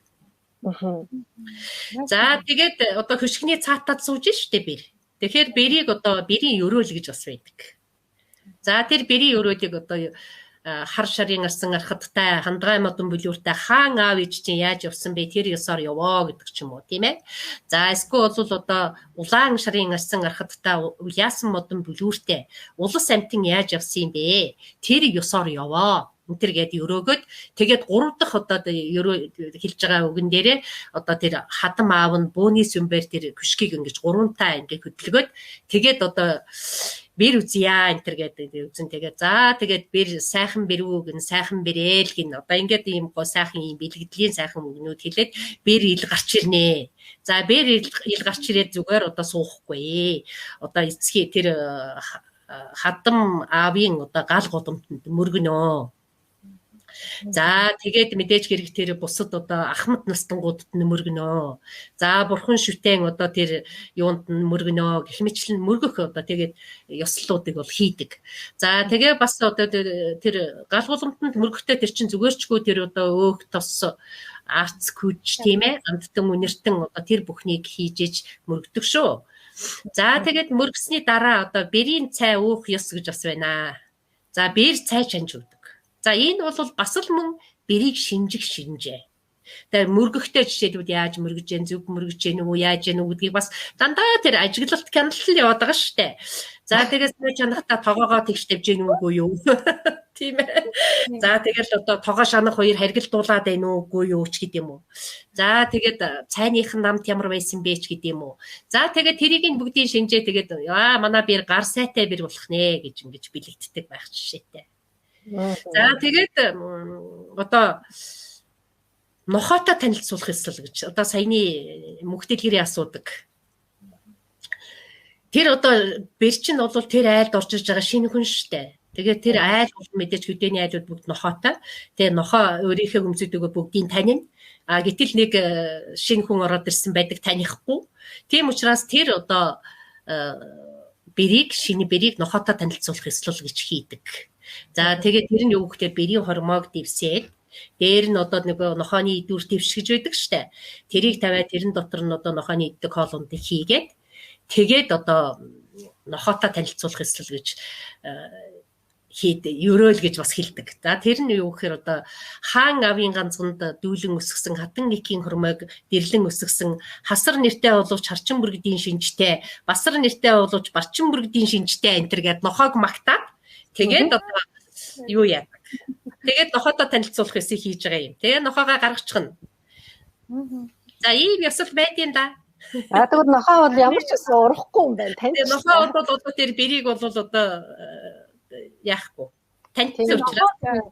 Бэрийн гишүүн гэж тэгж хүндэтгэлтэй байна. Оо тий. Бэрийг маш том хамгаалагч болж байгаа гэдэг тэрийг таниулж байгаа тийм ээ.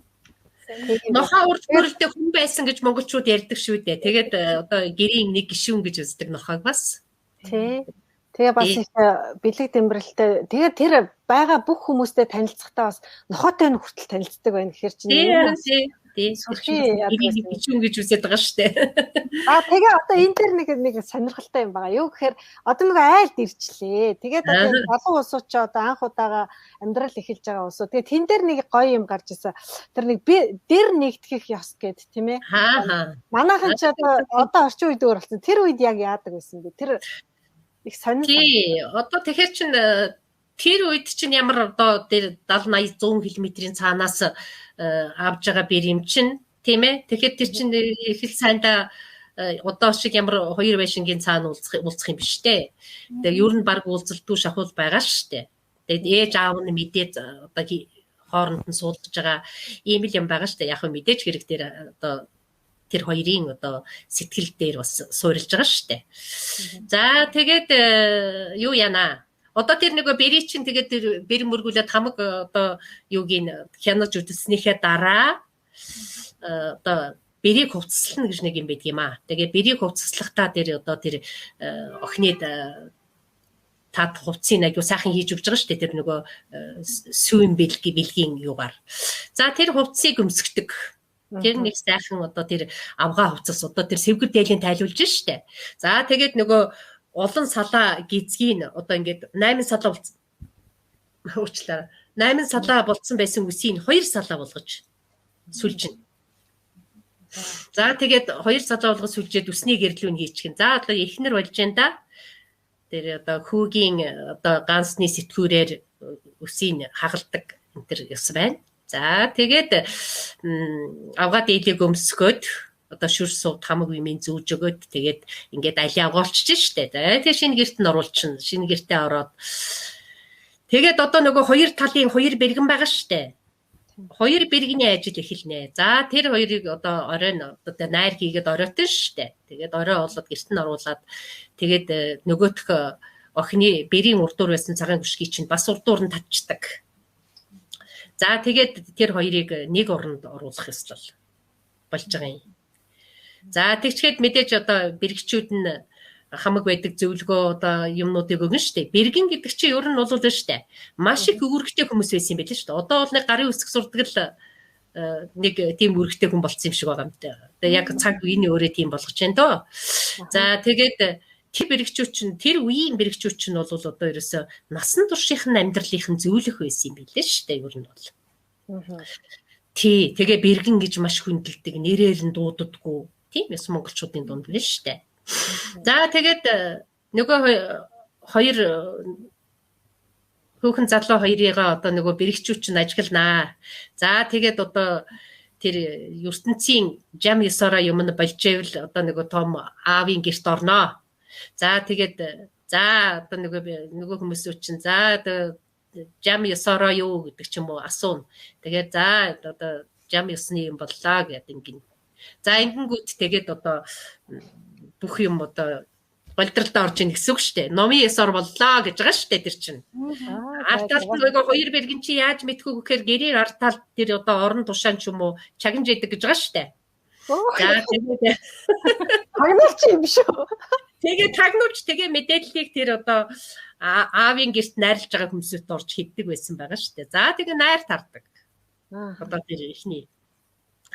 За тэгээд бэргчүүд 3 өдөр 3 шөнө гэсэн үг л дээ. Одоо 3 шөнө тэр хоёрыг орноос нь одоо тэр гэрээс нь гаргахгүйгээр нэг дор байлгадаг. Одоо ижил сүлэх, дасгах тийм ээ. Ойлголцуулах тэр үйл ажиллагаа явж исэн юм шиг байгаа юм. За тэгээд 3 хоногийн дараа охины аав эргэлт хийж бинэ. Эргэлтийн найр хийж бинэ. За энийг төв халахт бол эргэлтийн найр гэж хэлдэг. Одоо эцэг эргэлтэнд эк хүргэлтэнд гэсэн шүү дээ. Тийм ээ. Тэгэхээр одоо эцэг нь ах дүүсээ дагуулад охиныхоо одоо уцас сонор ор дээр тийм ээ тэрийг өгөхөр одоо ирж байгаа юм. За энийг бол баруун монголчууд хөшиг тайлах найр гэж хэлдэг. Хөшиг тайлах найр.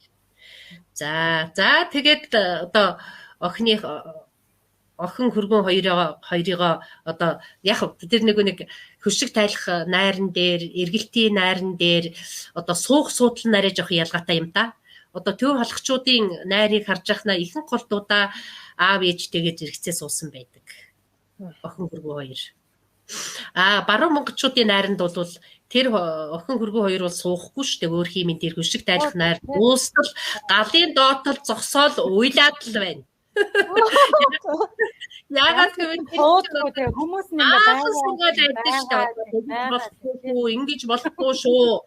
Тийм ээ одоо тэр одоо ах дүүгийн ийм хүнийг бол ингэж хүндэтгэх ёстой, тэгэх ёстой гэж маш их тийм сургаал айлддаг. За тэрэн дээр нь одоо ингэж би бага байхдаа хүүхэд байхдаа тэр найруудаар их ороод нэг тэр ах эгч нар уйлаалахаар нь бүр гайхдаг байж үгүй. Эний ягаад уйлаад байгаа юм болоо гэж боддог байсан. Тэгээ сүүлд нь л одоо тэр учир утгыг нь одлоо штэ. Эргэлтийн найр гэдэг нь булангийн найр гэдэг тэг нэр нь ойролцоо юу арай өөр үү? Одоо баруун аймагч булангийн найр гэж нэрлэдэг шүү дээ. Одоогоор булангийн найр гэж хэлэхгүй. хэлэхгүй. Хөшиг тайлах найр гэж хэлж байгаа юм. Ихэнх голдуудаа. Төв халахад болохоор эргэлтийн найр гэдэг. Нөгөө аав нь ах дүүстэйгээ хамт ингээ эргэж ирж байгаа учраас эргэлтийн найр гэж хэлдэг. За энэ найранд бол монголчуудын айл жугсаатны үлэгт ээж ирдэггүй. Ээж бол охиноо авчирж өгчгөөд буцаа явчихж байгаа шүү дээ. Тэгээ нэг юм би бас нэг хэлхээ мартцсан юм байна. Ээж нь одоо хөргөж ирчгээд охиноо одоо тэр хадам ээжд нь хүлээлгэж өгөөд одоо миний охин ч одоо юм ажил дүрэлд мууч гэдэг юм одоо өглөө одоо унтах үеч гэдэг юм уу. За ийм нэг энэ бас одоо мөөгийн дараад сайнны нүүд нь одоо аваад тийм ээ. Ингээд сайн хүн болгож аваарай энэ төр гэсэн тийм одоо ерөөл бэлгтээ сайхан үг хэлээд охиныхоо одоо охиноо тэр шинэ герт нь оруулаад галынх нь үүдэн дээр суулгаад тэгээд одоо хормогийн сүхээр даруулна одоо нэг арва тарай ингэж одоо нэг цогтөг уур нүдүр гэж байдаг шээ тэрний нүдүрийг тавьж удна зарим газар бол ийм эрдний одоо чудуу энтер тавьдаг юм яс байна. За энэ нь тэгээд одоо юу гэдгийг юм хүүхэн хүн утсан талдаа чулуу шидсэн талдаа гэж хэлээд одоо ингээд одоо ирсэн газараа бат доктортай одоо сайн сайхан амьдраараа гэсэн өрөөл хэлээд ээж нь гараа явдаг байхгүй юу. За тэгэхэд охин одоо нэгэнт одоо хормоогоо даруулаад үлдсэн юм чинь ээжийгээ ч гаргаж өгч чадахгүй хөөх юм. Тэгээ суугаад үлдэж штэ. Ерөөсөө гаргуулдаг юм байлаа. Одоо баруун ерөөсөө хаалгын таачхна.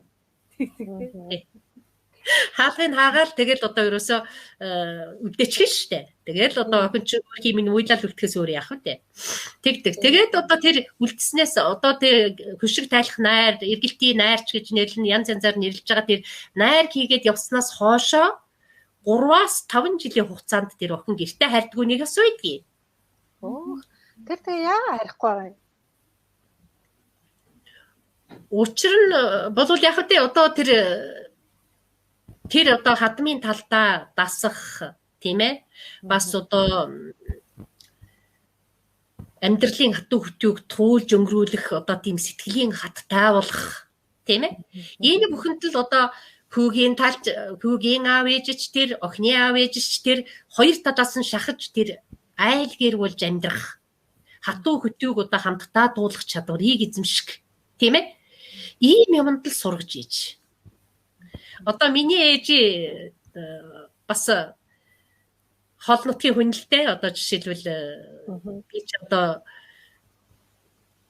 тэгээд одоо бас хол нутгаас ирсэн учраас 3 жил гэртээ хараагүй гэсэн. 3 жил гэртээ хараагүй 4 дахь жил дээрээ юм да тэгээ бас их хайхтар байсан байгаа шүү дээ. 3-5 жилийн хугацаанд үргүүхтэй болохгүй үгүй юу гэдгийг шинждэг одоо тийм хугацаа бас байсан. Тэгээ 3-5 жилийн хугацаанд үргүүхэд гарахгүй бол буцааж өгч болдог охиныг бас. Тэгээд манай ээжийг буцаах гэж хэлсэн юм л. Одоо буцаахаас одоо 3 жил хөөхт гарсан бөгөөд тэгжсэн чинь миний том ах одоо олдоод тэгээд одоо намайг аварсан гэж манай ээжтэй гэж нээдэг байсан. Тэгээд хэрвээ тэр 3-5 жилийн хугацаанд дотор өөрийнхөө гэрт зайлшгүй очих хэрэгтэй бол одоо гэрийнхээ гадаа очиод дээр үуч нэг эски үүдтэй байсан учраас эски үүдээ ингэж нөмөрч сууж агаад ирсэн уучраа хичгээд гэрийнхээ босгоор алхаж орохгүй буцаа явдаг байсан гэж байгаа. Тэгэхээр тийм их одоо талын одоо тийм одоо шаардлага тэр хоёроор одоо хүн хийх айл болгох маш их тийм одоо юу гэх юм хамтын одоо хүчин жармаалтаар Тийм байна. Миний охин гүгээд тэр наадам усаануучин юу юм энэ төргээ тэгдэг аав ээж бол байгаагүй байхгүй юу? Байхгүй байсан. Анхнаасаа суулгахаасаа өмнө ч сайн судалт юм байна. Суулгасан хойноо ч гэсэндээ тэднийг бас нэг амьдралд ийм байдаг шүү гэдгийг мэдрүү оролцдог байх нь шүү. Манайхан ч одоо ингээд дайрал оролцоол тэгэл өнөөс шийдвэр гаргаад ингээд хоёр хатуу хөтөг туулах тийм чадварыг эзэмшүүлдэг гэсэн байлээ шүү. Энэ айгүй чухал. Энэ маш чухал юм байна. Тий одоо шивжил миний ээж ингэж ярьж байсан. Миний ээж чинь говь нутгийн хүн байхгүй юу? Тэгсэн чинь хангаа газар очсон чинь нөгөө уул даваануудаар явж үзээгүй. Тэгээ нөгөө төлөө үрдэг гинэ. Нөгөө хөдөөний малчин хүн чинь. Тэгээ төлөөдөө эхлээд газрын өрөө өнгөрүүлдэг гин. Тэг чи өөрөө нөгөө явж олж чадахгүй говийн хүн чинь өөрөө өнгөрчдөг байсан гэсэн. Тэгээд нөгөө доор нь түлээтэйгээ өөрөө хамт өнгөрөөд очино үсттэй. Тэгээд түлээгээ өөр ч яваа гэртээ хайрдаг байсан гэж энийгээд идэг байсан. Тэгээд хэрвээ одоо миний охиныг өстө дарж जैन да өстө эднэр өстө ингэж болохгүй миний охиныг гээд автсан болвол тэгэл хэргийг бүр салаал явна шүү дээ. Тийм ээ. Тэгэхээр бас амьдрал гэдэг өөрөө бас хатуу шүү, тийм ээ. Тэр хатуу хөдөөг бас туулах чадварыг хүн бас эзэмших ёстой гэдгийг Миглийн тархинд нь аюулгүй сайн зуулгаж өгч ирсэн юм байдаг те. Хүмүүжүүлсэн байгаа. Хүмүүжүүлж тийм дээ. Хаашаа ч хөдлөхгүйгээр баттай хийж өгчээсэн. Тий, хаашаач хөдлөхгүйгээр баттай. Тэгтээ одоо эхэндээ тэр одоо ураг удмын судалгаас ахуулаад тэр суур одоо юуг нь аюулгүй сайн хийж өгчээсэн юм шиг үү те. Тийм дээ. Энэ чинь нөгөө гэр бүл бат бих байх гэдэг одоо энэ юмд чинь л хамгийн чухал зөөлүүд нь болоод байна л да. Манайхан ч бодох хэрэгтэй юм зөндөө байгаа юм биш. Гэр бүл бат бих байхын үндэс нь ямар одоо ийм үг байдаг л да. Ямар ураг бүрэлдэнэ үү? Тийм л гэр бүл бий болдог гэж. Тий. Тэгэхээр одоо тэр ураг төрлийн янз бүрийн юуг нь яаж одоо тэр анханасаа маш сайн одоо кинож одоо шүүж тийм ээ. Энд чи ямар тоглоом хийж байгаас хоёр хүнээр бүхэл бүтэн гэр бүл усгах гэж байна шүү дээ. Тэр холоос одоо Зүүн аймгийн үнийг Баруун аймагтай суулгадаг нь юу вэ гэхээр цаана тэр нөгөө удам угсаагийн тэ одоо цэвэр байлгах гэдэг юм илүү тэр шүү дээ. Тэр агуулга юм чинь. Нөгөө жүжигчин Сосор Барам нэг хошин шогдоор тэгж идэг шүү дээ. Тэнийг минь тэр одоо жишээлбэл тэр Баруун аймгаас тэр Зүүн аймгаас авгаа авч цусаа холдуулдیں۔ гэж ууралж ис нэг тэгж нэг хүүгээ загнаж байгаа эцгийн дүрээр хэлж идэг штэ. Тэр чинь яг одоо энэ байхгүй юу? Тий, одоо байгаас нуугаад байгаа штэ. Манайхан шал өөр хүнтэйгээ сууя, таньдаг хүнтэйгээ сууя. Ойрынхоо тий нэгнийгаа мэддэг ийм хүнтэйгээ суу өдр гэж ярьдаг болсон штэ. Энэ одоо маш буруу зүйл байх нь шүү. Буруу байхгүй яг үү те. Одоо тэр утаг нугын юм дээр илэргэлээдэг шүү дээ. Шал буруу шидэнтийн судалсан судалгаанууд бас их байна шүү дээ. Тэгээ би түрүүхэн нэг Инкма гэж судлаачийн судалгааны тухай яриаг сонсож байхад бол одоо энэ хит их жижигэрсэн явдал бол одоо энэ баг дотроо хоорондоо суудаг, тийм суман дотроо хоорондоо суудаг. Энтэр гэх мэтлэн маш их энэ бол өөрөө цус хойрталтыг одоо маш их одоо тий аюулын дээр би болоход их түлхэц өгч яах гэсэн тийм дүгнэлтийг бас хийж ялээ л дээ. Тэгэхээр одоо ер нь бол Монгол улсын хэмжээнд бол цус ойртолтгүй сум гэж юм сум баг гэж юм байхгүй гэж шүү дээ. Тэгэхээр энэ бол ерөөсөө аюулын харанх зогсож байгаа. Эннээс бид нар одоо аврагдахын тулд тийм ээ. Зайлсхийхын тулд бидний өвөг дээдсийн уламжлал ямар юм бэ, байсан юм бэ гэдгийг ингээд энэ ямар мангар юм бэ? Шаал тэнийг байсан юм биш үү гэдэг юм уу? Ингэхгүйгээр судалж үзэх хэрэгтэй. Ээж аавууд өөрснөө маш их сайн одоо соёлын боловсралтай болох хэрэгтэй байгаа байхгүй юу? Тийм байна. Одоо ийм нарийн юмнуудыг чинь бид нар одоо таныг яриаг бол бид нар ийм одоо зүгээр л ингэ найр хийгээл гэрэлждэг гэж ойлгоодсон. Одоо найрлага очих болоогүй. Одоо л яг найрлага очих гээд байна шүү дээ. Харин найрлага очихсан цаг 20 минут одоо найран дээр очих гэж нэлээ юм бодлоо. Одоо яг нэг гол хэсгээ ярья. Одоо нэг хөшгөө тайлах найргийг нэг аав эргэлтэнд ирсэн байж байгаа шүү дээ. За тэгээд одоо тэр хөшиг тайлах нь бол ямар хөшиг тайлах гэж яагаад нэрлсэн юм бэ гэхээр нөгөөд охиныг бэрийг аваа явж явах дурд нь барьж усан хөшиг. Охины одоо нөгөө бэрийн өрөөл хэлж явах дурд нь байсан хөшиг. Дээр нэгтгэх ёс байхад дурд нь байсан хөшиг байгаа штэ. Тэр хөшгийг одоо баруун талын хүүгийн эцэг, зүүн талын охины эцэг идэ цагаагаа тавиад ингээд орын ингээд бүтээдэг. Одоо нэг ёсондоо хөшиг хэрэггүй болсон байна штэ. За ингэж хөшиг тайлах ёс гэдгийн учир нэг ёсондоо энэ хоёр одоо эр юм болцлоо гэдгийг баталж байгаа юм. Ийм учиртай тэр хөшгийг одоо ингэж буулгадаг.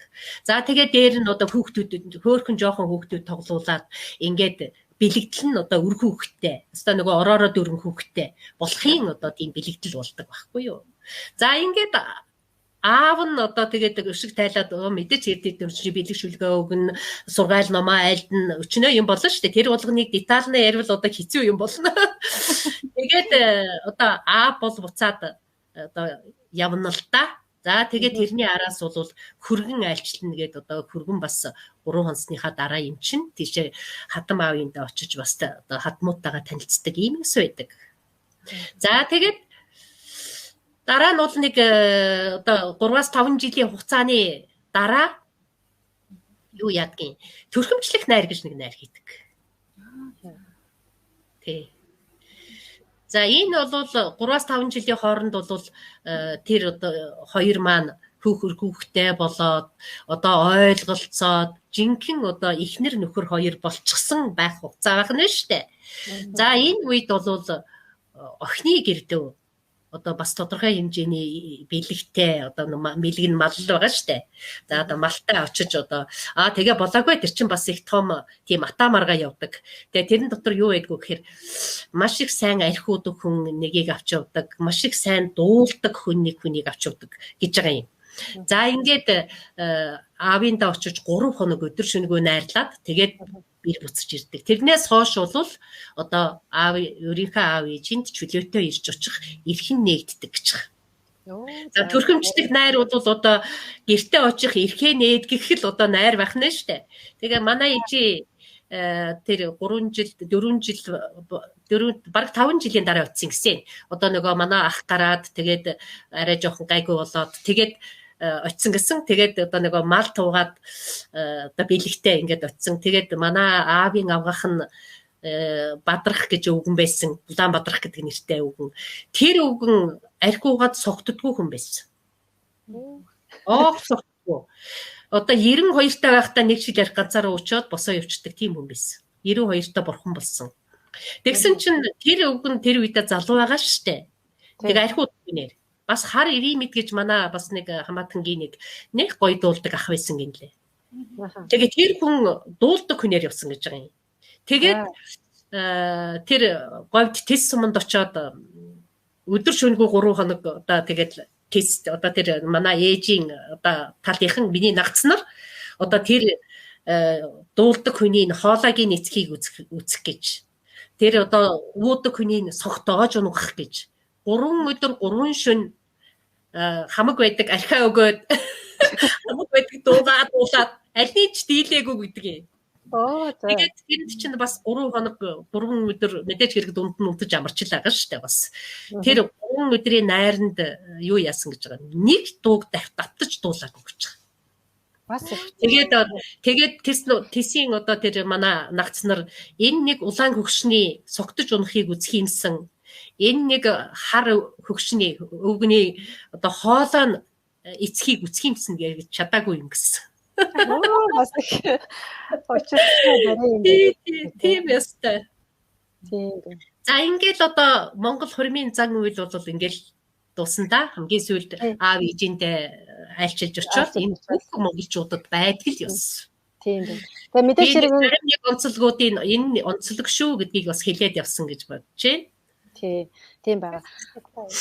Та сонирхолтой. Тэгээ ерөнхийдөө одоо ингээд харж байгаад одоо ерөн за мэдээж найрын дэг бол өөр байгаа шүү дээ. Тэр чин дуулдаг дуу одоо яа тийм төгсгөл одоо дунд ямар дуу дуулах уу гэдэг ч юм уу те. Тэр бас нарийн юм байгаа. Ерөөл магтаал хэлдэг их нарийн болдог тийм дуу тийм ээ. Энэ удаа бүгдийг хэлэх яг байх. Товчхон гэдэг. Тийм ээ. За хормын дуу гэдэг бол өөр. Одоо шийдвэл хорим эхэлдэг дуу, хоримын өрнөл хэсэг дуулдаг дуу, одоо төгсгөл нь буюу хөөлгийн дуу гэж байдаг. Тэгээд шийдвэл хоримын эхний дуу бол одоо шийдвэл баруун монголчууд баян цагаан нутаг гэдэг дуу дуулдаг бол одоо төв хаалхад бол төмөн их байдаг ч юм уу тийм ээ. Гэх мэтлэн одоо дуулдаг дуунууд нь бол одоо тэр угсаатны онцлогоос хамаарат өөр байна. Харин одоо тэр төгсгөлд нь буюу одоо тэр одоо хөөлгийн дууг дунд хэсэгт нь дуу мэддгүй хүн дуулчих юм бол за ёстой жинхэнэ хөөлөө гэд найр тарах юултай. Тийм учраас тэр ёс тгийг заавал баримтлах ёстой байдаг юм лээ. За ерөөл одоо бас одоо сүүлийн үед бол бас их хэцүү болж байна л да. Одоо энэ цаад утга учрыг мэдэхгүй учраас хооронд нь хойлоод вантангийн нутгаад ингээд нэг л юм хэлж лээвэл тэрийг намзаар сонсдог хүн ч гэж баг байхгүй болсон байна л да. Одоо жишээлбэл би нэг ийм ерөөл бас сонсч байлаа. Одоо жишээлбэл нэг ийм бар одоо шинэ гэрийн найран дээр хэлж байгаа байхгүй юу? За. Гэрийн өрөөл гэж хэлж байгаа юм. Баруун талын надрыг нуудлаад үсэх юм бол эрх хүний эдлэл хэрэглэл цөм бүрэн. Зүүн талын надрыг нуудлаад үсэх юм бол эмэгтэй хүний эдлэл хэрэглэл цөм бүрэн гэж байгаа байхгүй юу? Гэх мэтлэн цаашаа явж байгаа. Тэгээд гоо эн ч одоо эхнэрээ аваагүй байж итэл юун зүүн талын авдар орж ирээд юун зүүн талын эмэгтэй хүний хувцас бүрэн болчихвоо. Би бас тоглоом хийжсэн л да. Тэгэхээр эн чинь өөрөө тэр одоо орчин үед нэг зүр үгээр л хөөцөлдөг болсон. Тэрний утга учир нь юу вэ гэдгийг мэдэхгүй. Одоо хөрмийн өрөөл, гэрийн өрөөл хоёрыг л хооронд нь холиод мадаачлаад тавьчихж байгаа байхгүй юу.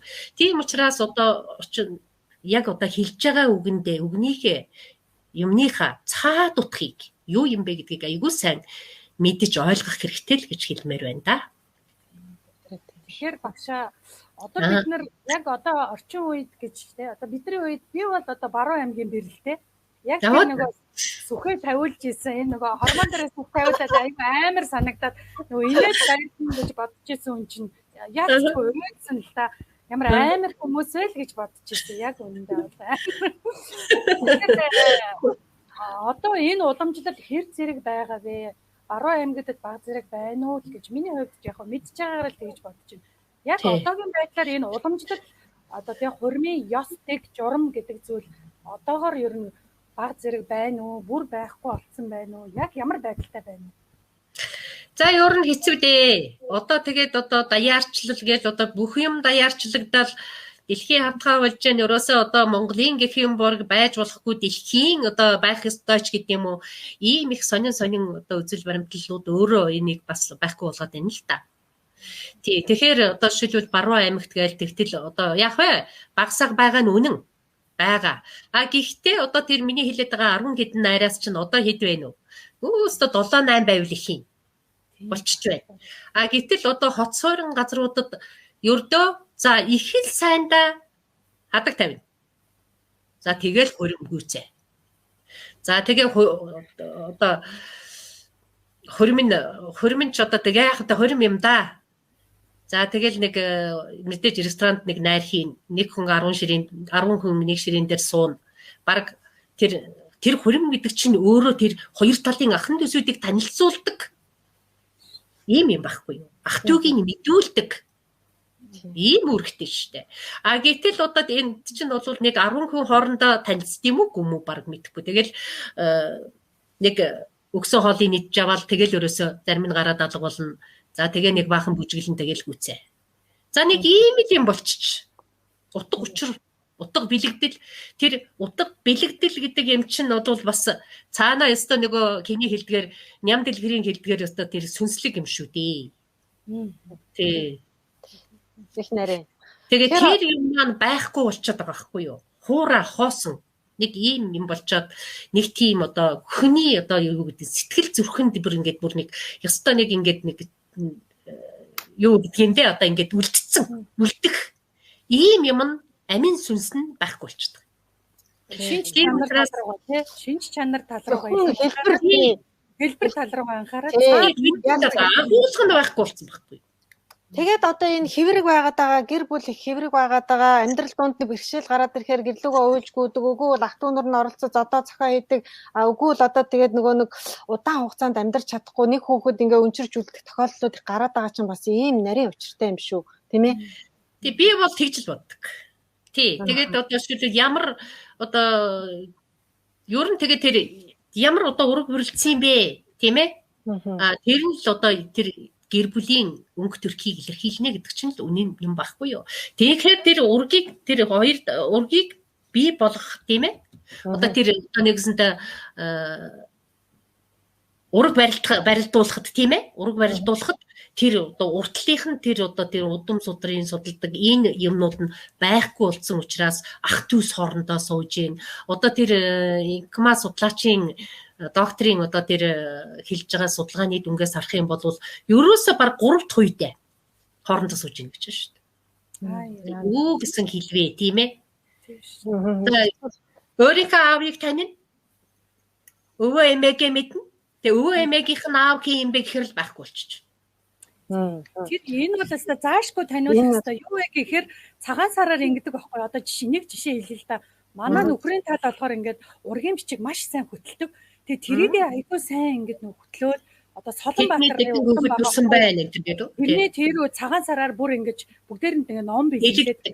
Тэгээд бэрүүдээ ингэж сайн бэлддэг нь ингээ одоо би бол ингээд сургалтаал яваад байгаа байхгүй. Өөрийгөө ингээд энэ айлын одоо ингээд чухал хүн болсон шүү гэдгээ би одоо хэдэн жилийн 20 жилийн өмнө мэдэхгүй байсан бол одоо бол би маш хариуцлагатай хүн гэдэг юм ингээд жил ирэх тусмал ойлгуулаад тэгээ тэр айлын хүүхдийг тэр өөрийн болгож сургаж авна гэдэг бол маш чухал. Тэр бол их чухал агуулга. Яг тэр одоо бат тэр багна гэдэг та нэг хоёр багна гэж ярьсан шүү дээ. Тэгэхээр эмэгтэй өөрөө тэр баган дээр тэнцэж зогсож чадахгүй байх юм бол нөгөө айлдаа тэнцэхгүй л гэсэн үг байгаад байгаа байхгүй. Тийм ерөөсөө тийм. Тэнцвэхийн тулд бэлддэг. Маш сайн бэлдээд ингээл жилийн жилд ингээл өөрсдийнхөө үйлдэлээр үгээрээ ч гэдэм үү те. Одоо ямар ч байсан би бол буцаж гэртээ нэг ч удаа л гүйж очиагүй ямар ч. Тэгээд юм л бол уйлждуулаад эргэж уцаад очиод ийн гэдэг чи юу вэ гэхээр тэр чин авж байгаа бас нөгөө нөхрийн талын ээж аавууд бас яаж хандаад ийнэ гэдгээс бас их шалтгаалдаг. Тийм учраас аав ээжүүд соёлын боловсралтай болох хэрэгтэй гэдэг нь. Тэгээд би хувьд боддог байхгүй юу? Одоо ингээд манай энэ соёл урлагийн хүрээлэн байна, манай соёл урлагийн их сургууль байна, манай соёлын сургууль байна, тийм ээ. За энэ юунуудаас одоо бид нар хамгийн гол нь одоо зохион байгуулагдахгүй л байна л да. Тийм бодол бол аягүй байгаа байхгүй юу? Ягаад тэгэхээр ийм одоо их эцгүүдэд соёлын боловсрол олгодог сургалтууд хийх юмсан гэж боддог байхгүй юу? Одоо энийг л хамгийн түрүүнд хийх ёстой юм байна гэж бодож штеп.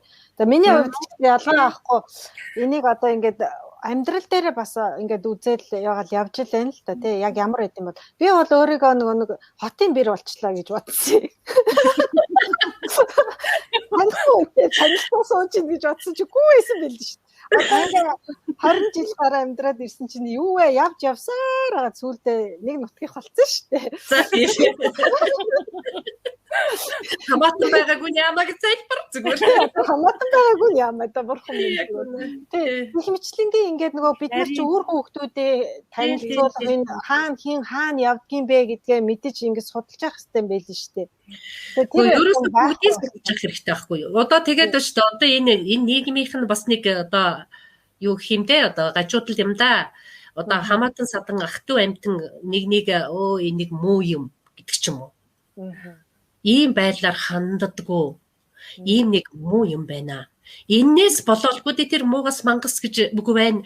Тэр муу гэдэг хүнийх нь үр хүүхдүүд өшөө сайхан яваад сүүлдээ тэр үр хүүхдүүдтэй таарчвал яах юм. Хоорондоо суул яах юм. Тийм тохиолдол Монгол зөндөө шүү дээ. Тийм.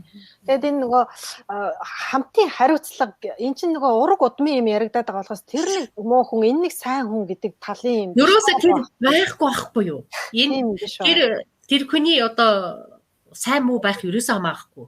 Нэг л одоо мах цусны тасархайнууд л юм бол тэр одоо бүр одоо удамжинд явдаг гуйлагчин байсан ч л мэдэх ёстой. Тийм. Яагаад манай энэ ингэж явна гэж хариуцч өөрснөө тэрэнд нэг ачаал тийм хүн явуулахгүй байх талаар одоо уг нь ингээд ярилцаж хилэлцэж ахмад настайгаас ихсүүлээд ингээд зөөлж яаж явж явах хэрэгтэй юм шиг санагдав. Ер нь бол тийм юм айгу дутуу байдаг. Тий, дээр үеийн монголчууд чинь энийг бол маш сайн хийдэг байсан байхгүй юу? Ах захынхаа үгийг сонсдог байсан. Одоо бол ах захын сонсохгүй ах зах нь ч бас ах зах шиг байж чадахгүй шүү дээ. Тий. Тэгэхээр ерөнхийдөө бид нар чинь одоо цаашдаа тэгээд энэ хоримтлагтаа бид нар юуг анхаарах ёстой юм бэ гэдэг талаар ярьж штэ тийм ээ. Тийм штэ. Энэ дөр бас базаад нэг сайхан ингээд ер нь нэг иймэрхүү байвал зүгээр гэж бодгоо гэдэг нэг сайхан.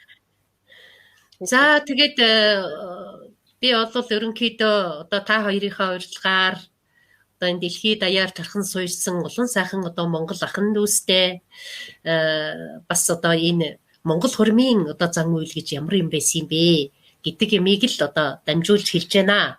За мэдээж хэрэг одоо энэ даяарчлалын нөхцөлд одоо суурин одоо соёл иргэншил одоо дамгаалж байгаа энэ үед бол мэдээж хэрэг бүх одоо ёс ёслолуудыг тэр аяар нь одоо үйлдэнэ гэдэг бол бас байх боломжгүй.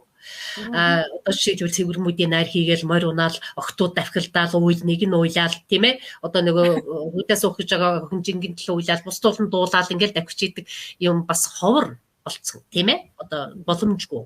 Тэгэхээр тэрийг бид нар яаж орчин үетэйгээ холбож бусдын одоо юу гэдэг бусдын соёлыг одоо зүгээр сохроор хуулбарлаж дуурайхын оронд өөрийнхөө соёлыг судлаад энэ соёлыг бид нар орчин цагтаагаа яаж холбох вэ гэж л бодмоор санагдаж байгаа.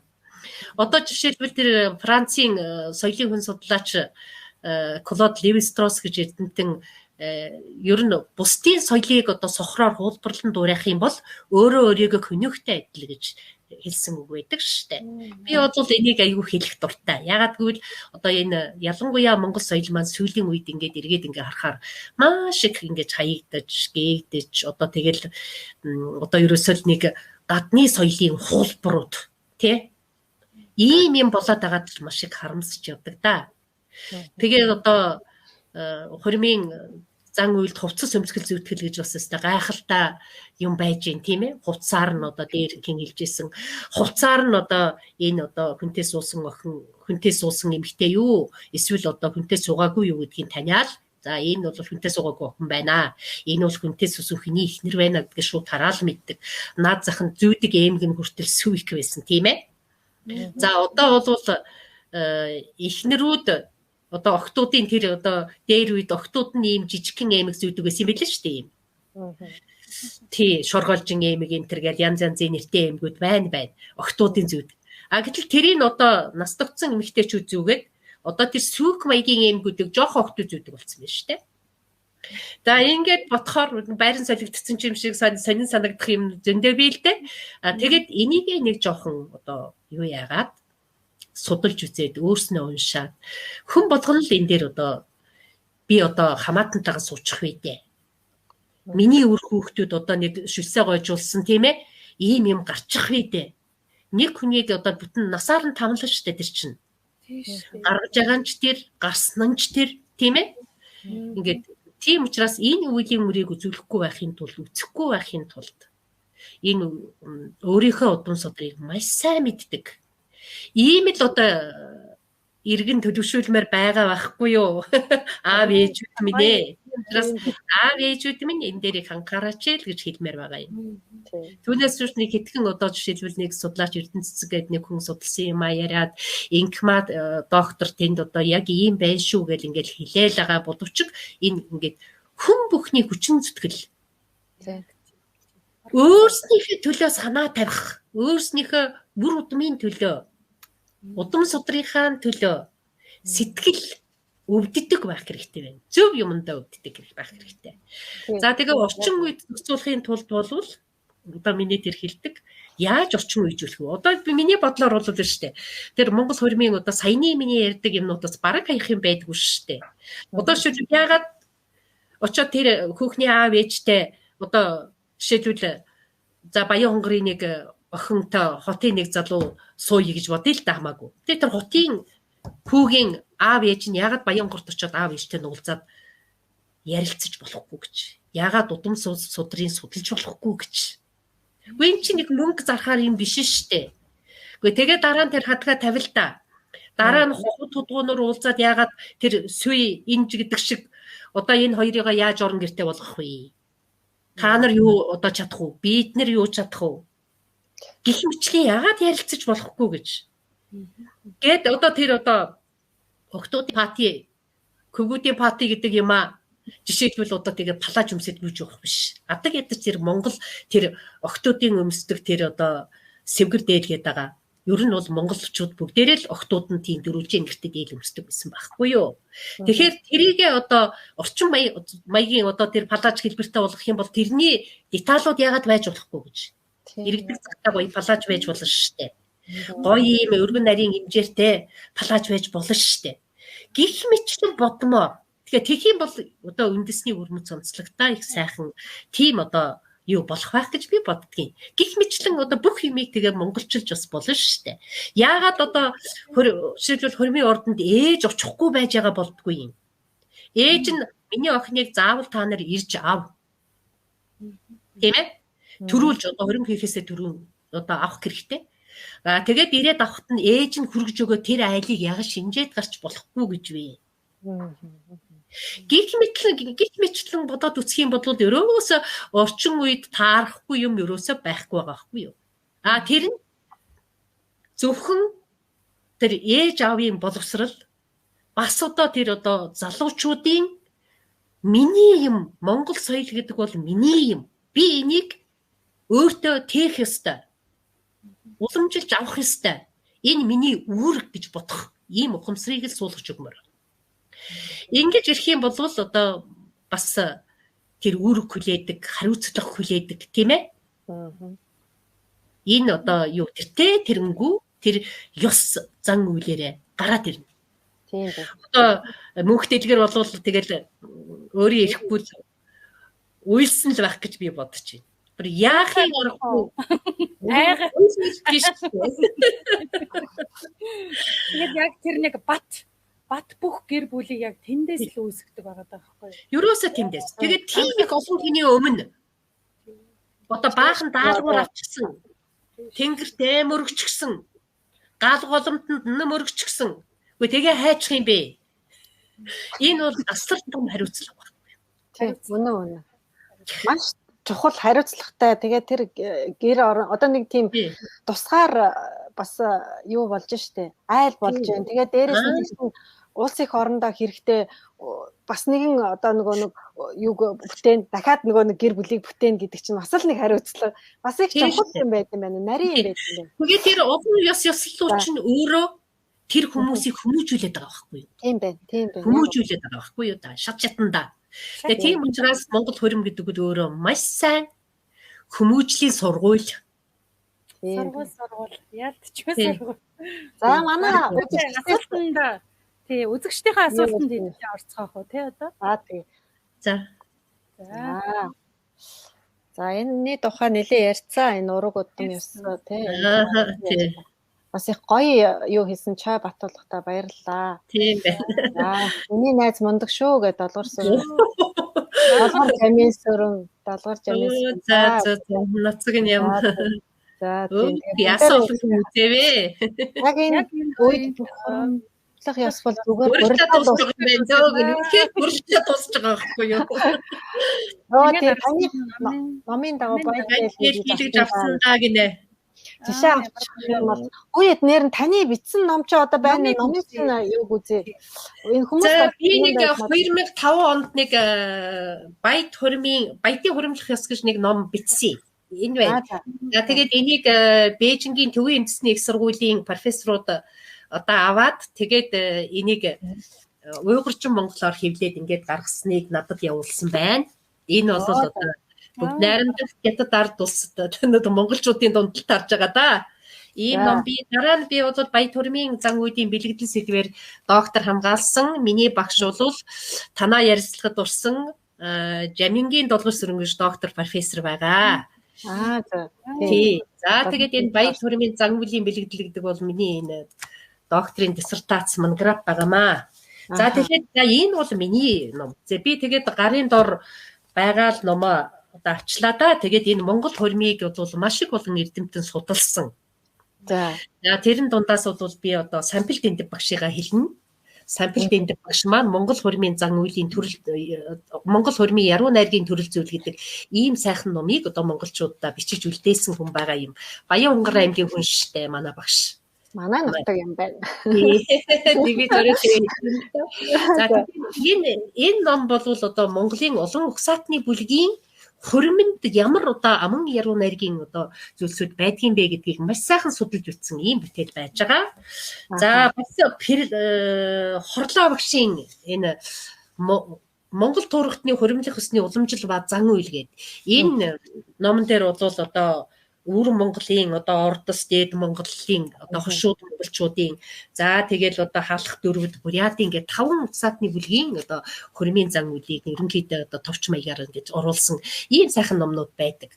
Тэгэхээр Монгол хормын зан үйлийг одоо судалсан эрдэмтэд бол бас их улам байдаг. Одоо сайхан эрдэмтэд одоо жишээлбэл тургууд загчны одоо хормын зан үйлийг хооронд нь харьцуулаад тавих ч юм уу тийм ээ. Гэх мэтлэн судалсан эрдэмтэд бий байгаа. Тэр одоо баялаг одоо өв сан дээр тэр одоо баялаг хүмүүсийн судалсан судалгаан дээр дуудуурлаж би бас одоо энэ өөрийнхөө одоо судалгааны ажлуудыг бас хийдэг юм аа. Тэгээд одоо зам мөрийг гаргаж өгсөн олон сайхан эрдэмтдтэй бүгдээрэнд нь бас талархаж явдгаа бас хэлхийг хүсэж байна. Аха, таны номнууд одоо гадуур байгаа юу те? Дэлгүүр хийж байгаа юу? Юун дээр номын дэлгүүрүүдээр бол зарагч байгаа. Номын дэлгүүрүүд дээр юу бүгдээрэнд нь өгсөн байгаа. За тэгвэл тэндээс авч олж аваарай манайхан. Тий, зарим одоо энэ гадаадд суудаг хүмүүсүүд захиалгаар авдаг юм байна лээ. Нэг удаа бас одоо яралта 20 ширхэг ном авчирж өгөөч энэ гадаадын хүмүүсүүд захиалаад байна гэж бас нэг тэгжсэн. Тэгээд би авчиж өгсөн л тоо номын дэлгүүрт нь. Тэгээ манайхан ном уншдаг болсон. Тэгээд энэ юмнуудаа судлаад ирэхээр эндээс чинь хөл өтөн одоо хийх юмнууд зөндөө байж тээ. Тийм энэ гой юмнууд гарч байна. За энэ одоогийн хатан хаадаас илүү ёс жаяг хүндлэл авчгаар сална гэж гонжинжол юм байна гинэ. Манай профессор битээ. Манай профессор байнгын сонсогч те. Профессорээр сонсдог те. Баярлалаа. Гой хариулт. За энэ талаар Ж Батцуургын судалгаа байгаа. Хуримлах нь зөв гэж байгаа. Тий, манай Батцуур манай хүрээлэнгийн эрдэм хэлгээний ажилтан байсан. Одоо Тэнгэрийн орнод очсон байгаа. Тэгээд тэр Инкма доктор бол бас яг нөө манай Батцуур багштай хамтарч ажиллаж исэн. Тийм судлаач юм билээ. За Батмог дэлгэрмаа харуул ахтайраа маань дээр хөшиг тийм. Имамын газар шороо арман дээр бас хиний одоо тэр даргангийн хөрмийн зан үйлийн тухай их дэлгэрэнгүй байдаг штэ. Тэр их гоё. Одоо даргангчууд ч бас одоо нөгөөх өөлд цахар халах уран угсаатны бүлгээс шинээр бүрдсэн шинээр өссөн угсаатны бүлэг штэ. За тэгээд тийм болохоор тэгээд тэдний одоо тэр хөрмийн зан үйл бас их баялагдаа. За тэр романыг бас унших хэрэгтэй юм байна шүү. Тий, уншихаар тэрийг унших юм бол тэрэн дээрээс бас тэр ялангуяа тэр үүдэн дарлагын үг мөг тэр бол бас их гоё, их гоё. Галыг манагч салах гэдэг ойлголт байдгүй байсан юм билээ гинэ. Найр ярьдаггүй харин галын тахилга болж бэрд галыг нь хөдөлгөж өгч дараа нь 3 татах маш нарийн дэгж аягтай 3 татах гэдэг нь юу юм бол байсан тасарч унах гэдэг бол ёс ус үзэгдэл үгүй. Найр тийм ээ. Ер нь тий одоо ч нөштэй нөгөө нэг бэр авахар утсан улсуудыг согтоож унгаана гэдэг нэг сөрхий ажил гарсан юм байдэн шүү дээ. Тийм. Уламжлалт формын зан үйлд бол тийм замбраагүй архийг тэгж как замбраагүй хэрэглэх юм бол ерөөсөө байгаа. Тийм байна. Ерөнхийдөө бол их сайхан юунуудыг манайхан одоо ингээл гоё сэдв ярьлаа, баярлалаа. Үсэлээ дэлхийн авчлтгийн төлөө яах ёстой гэж үздэг вэ гэд манай Жаким маань асуусан байх шүү. Залууч биднээс авчлтгийн төлөө судлах ёстой. Тийм байна тий, судлах ёстой. Тийм судлаж энэ хөргөн хөө юу гэдэг нэг асуулт байсан уу юу? Хөдөөний махантай тэр хөргөлөө Үгүй байгаа штэ яг нөгөө хүзүү одоо нөгөө мөлжүүлдэг хүзүүнд чинь мөлжүүрээ өгдгүү штэ бас хүзүүний мах чинь тий бас нөгөө эргэж уулзахад ээж сайхан эргүүлж мөлчгöd хүзүү сайхан гэдэг үстэй за тэгээд хүзүү бас мөлжүүлдэг тийм ёс би одоо хөргөний хүч чад нөгөө хөргөн яах одоо нөгөө хадмын да найрлах ёс гэд би хэлснэ да дээр тий хөргөн айлах ёс гэд. Тэгээ очихт нь бол тэрийгээр чинь одоо нөгөө юу цохиулдаг тий. За тэгэл ерөөсөө тэрний чинь үеийн баран шүү дээ. Бас л шалгана шүү дээ тийм ээ. Шалгуур явж байгаа. Тий. За байнгын үзэгчид бас хөөрхөн асуултууд асуусан байна. Бидний цаг ерөнхийдөө сүүлийн шатнд өндөрлөг тал руугаа орж ийн. Тэгээд бид нөгөө уламжлал ёсоор оролцогч те зочин маань нийт үзэж байгаа үзэгчтэй манай байнгын тогтмол сонсогчтой хандаад сайхан уриалга хийдэг байгаа. Тэгээд өнөөдрийн нэвтрүүлгийн хувьд бол маш өгөөчтэй танин мэдхийн хувьд те бид одоо бүр тэр амин чанар болсон те хуримлах ёстик гэдэг юмыг мэдэж авах нь өөрөө их чухал юм байна. Тэгээд тэрний цаан чинь Монгол гэр бүл гэдэг үнцийг үүсэх юм байна. Тэгээд монголчуудын те удам угсаа гэдэг зүйл чинь тасралтгүй үргэлжлэх юм байна гэдэг зүйлийг маш сайхан ойлгож ойлгомжтой энгийн сайхан одоо танилцуулж өглөө. Тэгээд та минь одоо бидэндээ маш сайхан урайлгыг бас залуучуудаа үзэж байгаа үзэгчтэй хандаад бас хэлж өгнө гэж. За мөнх дэлгэрийн хэлснээр үнэхээр үнцэн. Одоо манай соёл урлаг судлалын хүрээлэн дээр тэр Монгол гэр бүлийн үнэгийн байдал цаашдын чиг хандлага гэдэг суурь судалгааны төсөл хэрэгжихэд энэ Монгол гэр бүлийн хүрээн дотор ер нь ямар одоо тийм одоо соёлууд байсан бэ гэдэг дээр бид нөр социологийн судалгаа хийж үзсэн байхгүй юу? Өнөөдөр хийх зэрэг хэмжээнд байна уу? Энтэр гэж. Тэгэхэд ер нь маш их сэтгэл эмзэглэмээр тоо гарч исэн. Нэгдүгээрт. Хоёрдугаарт гэвэл одоо юу чухал вэ гэхээр хамгийн чухал нь гэр бүл гэж гарч ирж байна. Тэгээд дараа нь бол соёл урлагийн их сургуулиас одоо хэрэгжүүлсэн монголчуудын үнэт зүйл гэдэг төсөл. Нэг одоо социологийн судалгаа манай одоо хүрээлэн дээр бас хийгдсэн. За тэрэн дээр тэр одоо социологийн судалгааны дүнгээр бол нэгдүгээрт гэр бүл гэж гарч ирсэн. Тийм учраас гэр бүл гэдэг бол монголчуудын үнэт зүйлийн маш чухал хэсэг нь. Тэр монголчуудын үнэт зүйл гээд нэг 9 үнэт зүйлийг манай соёл урлагийн их сургууль бол ингээд тодорхойлоод гаргаад одоо ерөнхийлөгчийн одоо юу гараад зарлиг гараад тийм ээ одоо айл болгон хүм болгон одоо энийг дагах мөрдөх энтер гэсэн юмнууд байж байгаа шүү дээ тийм ээ гарцсан байж байгаа. За ингэхээр ингээд үсгээр тэр 9 үнэт зүйл гэдэг юм чинь вэ шүү дээ. Хаана боловсрдаг тийм ээ хаана одоо хүний бид суудаг юм бэ? Гэвд гэр бүлийн хүрээнд дотор л суудаг. Ийм л юм. Тийм учраас одоо гэр бүлийн соёл гэдэг имийг маш сайн эзэмших хэрэгтэй. Одоо залуучууд маань гэр бүлээ төлөвлөхдөө маш одоо зөв ухаантай төлөвлөх хэрэгтэй. Гэр бүл болсон хойноо үр хүүхдээ би яаж өсгөх юм бэ? Миний үр хүүхэд юу мэддэг байх ёстой юм бэ? Гэдгийг одоо өөрөө сурцсан байж ижил тэр үр хүүхдээ заана үстэй тийм ээ. Тийм учраас энэнд их суралцах хэрэгтэй л гэж би хэлмээр байна. Суралцаарай гэж уриалмаар байна. Тэгжээч Монголын одоо үр хүүхдүүд цовоос хэрглэн оюун ухааны өндөр чадвартай тийм ээ. Одоо биеийн одоо эрүүл мэндийн хувьд сайхан нуруу туруутай, царай зүстэй тийм ээ. Одоо бүхэл талаараа өв тэгш ийм одоо үр хүүхдийг нийгэмд битгэж өгөх одоо гол одоо үндэс нь энэ юм аа гэж би хэлхийг хүсэж байна. Тийм учраас одоо айл болгон одоо муу юмгүй айл гэр болгонд эрүүл сайхан урамсгалтай хүчирхийлэлгүй тийм ээ. Бүгдээрээ одоо нэг нэгнээ хайрладаг тийм сайхан одоо орчинтай тийм ээ. Ийм байгаасай ийм болохын төлөө мэдхгүй юмаа мэддэг нэгнээсээ асууж тийм ээ тэрэнд суралцахын төлөө бүгдээрээ хүн болгон зүтгээсээ энэ Монгол гэдэг улсыг бүрэн бүтэн авч үлдэхийн тулд одоо хүн бүхний хүчин зүтгэл хэрэгтэй шүү дээ. Тийм учраас бүгдээрээ хүчин зүтгэлээ гаргаасаа гэж одоо уриалж байна. За ингээд Монголын үр хүүхдүүд эрүүл энг саруул ухаантай Монголын гэр бүл хүчирхийлэлгүй харилцан бие биеэ хүндэлдэг ийм сайхан гэр бүл байгаасаа гэж хүсэж байна. Төгсгөлд нь би нэг Германы эрдэмтний хэлсэн ганц үгийг айгүй хэлэх дуртай би тэрийг нэг хэлээд хий. Нэг Монгол судлалын хуралд нэг Германы эрдэмтэн ирээд манай Монголын үндэсний телевизээр ярьсан юм аа. Тэр юу гэж ярьсан бэ гэхээр монголчуудын дунд одоо нэг ийм сайхан одоо аав ээжигээ гэдэг ах ихчэн гэдэг, үр хүүхдэн гэдэг, тийм ээ, дүүгэн гэдэг, хамаатан саднаа гэдэг, тийм ээ. Нэг ийм сайхан ёс байна. Энийг л та нар битгий алдаарай. Манай Германд бол энэ одоо байхгүй болсон гэж ярьж байсныг би одоо хоёр чихээрээ сонсъё. Тийм учраас энэ бол одоо гадны хүний нүдээр харж монголчуудад маань захисан гайхалтай үг шүү. Тэгээд Монголын соёл мандан бадаргээ. За гэлээ хорой. Ямар ч байсан гэсэн өнөөдөр бид нэр бас энэ цаг хугацаанд хөөрхөн одоо нэг юу гэдэг мдэггүйгээ мэдэж авсан байх, мэдснийгаа улам батжуулж авсан байх. Энэ цаг хугацаанд хамтдаа байсан үзэгч, сонсогч бүхэндээ талархлаа.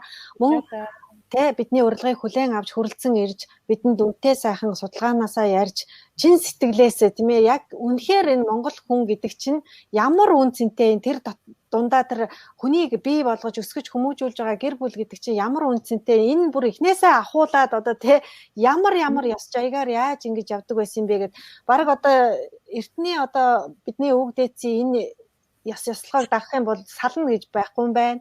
Маш их нэр хүндтэй юм байна. Хүнтэй суuna гэдэг чинь зүгээр нэг зүйл биш юм байна. Айгүй олон зүйлийг энэ богинохон хугацаанд ойлгож авлаа. Маш бага байсан гэж байна шүү дээ. Тийм байна. Маш их. Тэрний учир тэмдэл байж. Тийм байна. Тэгээд ерөнхийдөө бол бидний одоо тий чадах зүйл бол үр хүүхдээ сайхан хүмүүжүүлж өнөөдөр гэр бүлээ аятай тухтай сайхан авч явж Монгол улстай өөрийнхөө гэрийнхээ орчин чинь бас нэг улс орн болох гээд шүү дээ. Юу гэдэг чинь гэр бүл гэдэг чинь нийгмийн бичил орчин биз дээ. Тэгэхээр энэ орчиндоо л хэдүүлээ сайхан үр хүүхдээ сайн асарч хүмүүжүүлж зөв хүн болоход нь ээж аав бүгдээрээ сайхан итгэвтэй байя гэдэг уриалгыг бас хэлмээр байна. Ингээд өөрөөсөө л эхлэх гэдэг биш. Өөрөөсөө л эхлэх гэдэг байгаа байхгүй. Гэр дотроосоо л эхлэх гэдэг шүү дээ. Өөрөөсөө эхлэх хэрэгтэй. Хүн болгон өөрөөсөө. Тий, өөрөөсөө ингээд сайхан эхэлцгээе гэдэг уриалгыг хэлж байна. За тэгэхэд ингээд бидний урилгыг хүлээж авч хүрэлцэн ирж энэ сайхан үнэтэй цагаа зориулсан танд чин сэтгэлээсээ талархаж байна. За тэгээд бид нар өнөөдөр монголчуудын хоримлох ёсны тухай соёл урлагийн их сургуулийн доктор профессор Эрдэнэ цэцэг багштайгаа ярилцлаа. За тэгээд таны цаашдын ажил өндрөөс өндөр амжилт хүсье. Эрдэмийн судалгааны ажил чинь бас өргөн дэлгэр байх болтугай гэж хүсэн өрөөё. Тэгээд дахин дараа иргэн уулзчлаа. Үзэгч сонсогч та бүхэндээ гялаж талархснаа илэрхийлж байна. Түр баяртай. За баяртай.